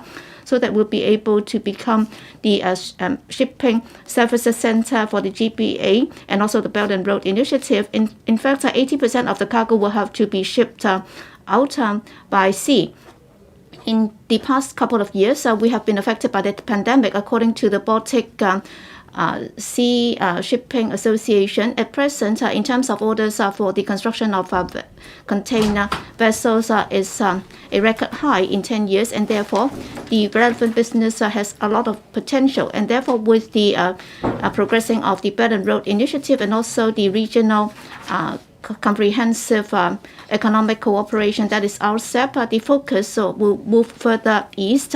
In order to seize the opportunity, the SAR government has rolled out 3 initiatives related to the shipping industry, including offering ship leasing and also maritime insurance, and also to the shipping commercial principles, tax concessions will be offered. The direction is correct, but then we should not stay there. In fact, Hong Kong has a comprehensive international network. We are a free port. We also have a free flow of capital and people, and we have a simple and low tax regime. And also we have a comprehensive legal system, and also a good government, and also good financial system, and also a very good banking system. And we have also got 27 major trade partners that have already offered mutual legal or tax concessions on these business operations, and that would also be an incentive to attract these people to come in Hong Kong. And according to the information with regard to the commercial fleet, there are about 2,000 vessels that are based in Hong Kong, accounting for over 10% of the total tonnage of the world. And that would also meet the needs of the maritime sector in order to attract more vessels to be registered in Hong Kong, and also to enhance the services that we can provide to them. We hope that the administration can look into the initiatives that can enhance our competitiveness in this sector. For example, for the bulk purchase operators, we should attract them so that they can come to Hong Kong. If they are able to use Hong Kong as a platform for trading, then that would also enhance the need for shipping services, and that would further consolidate our status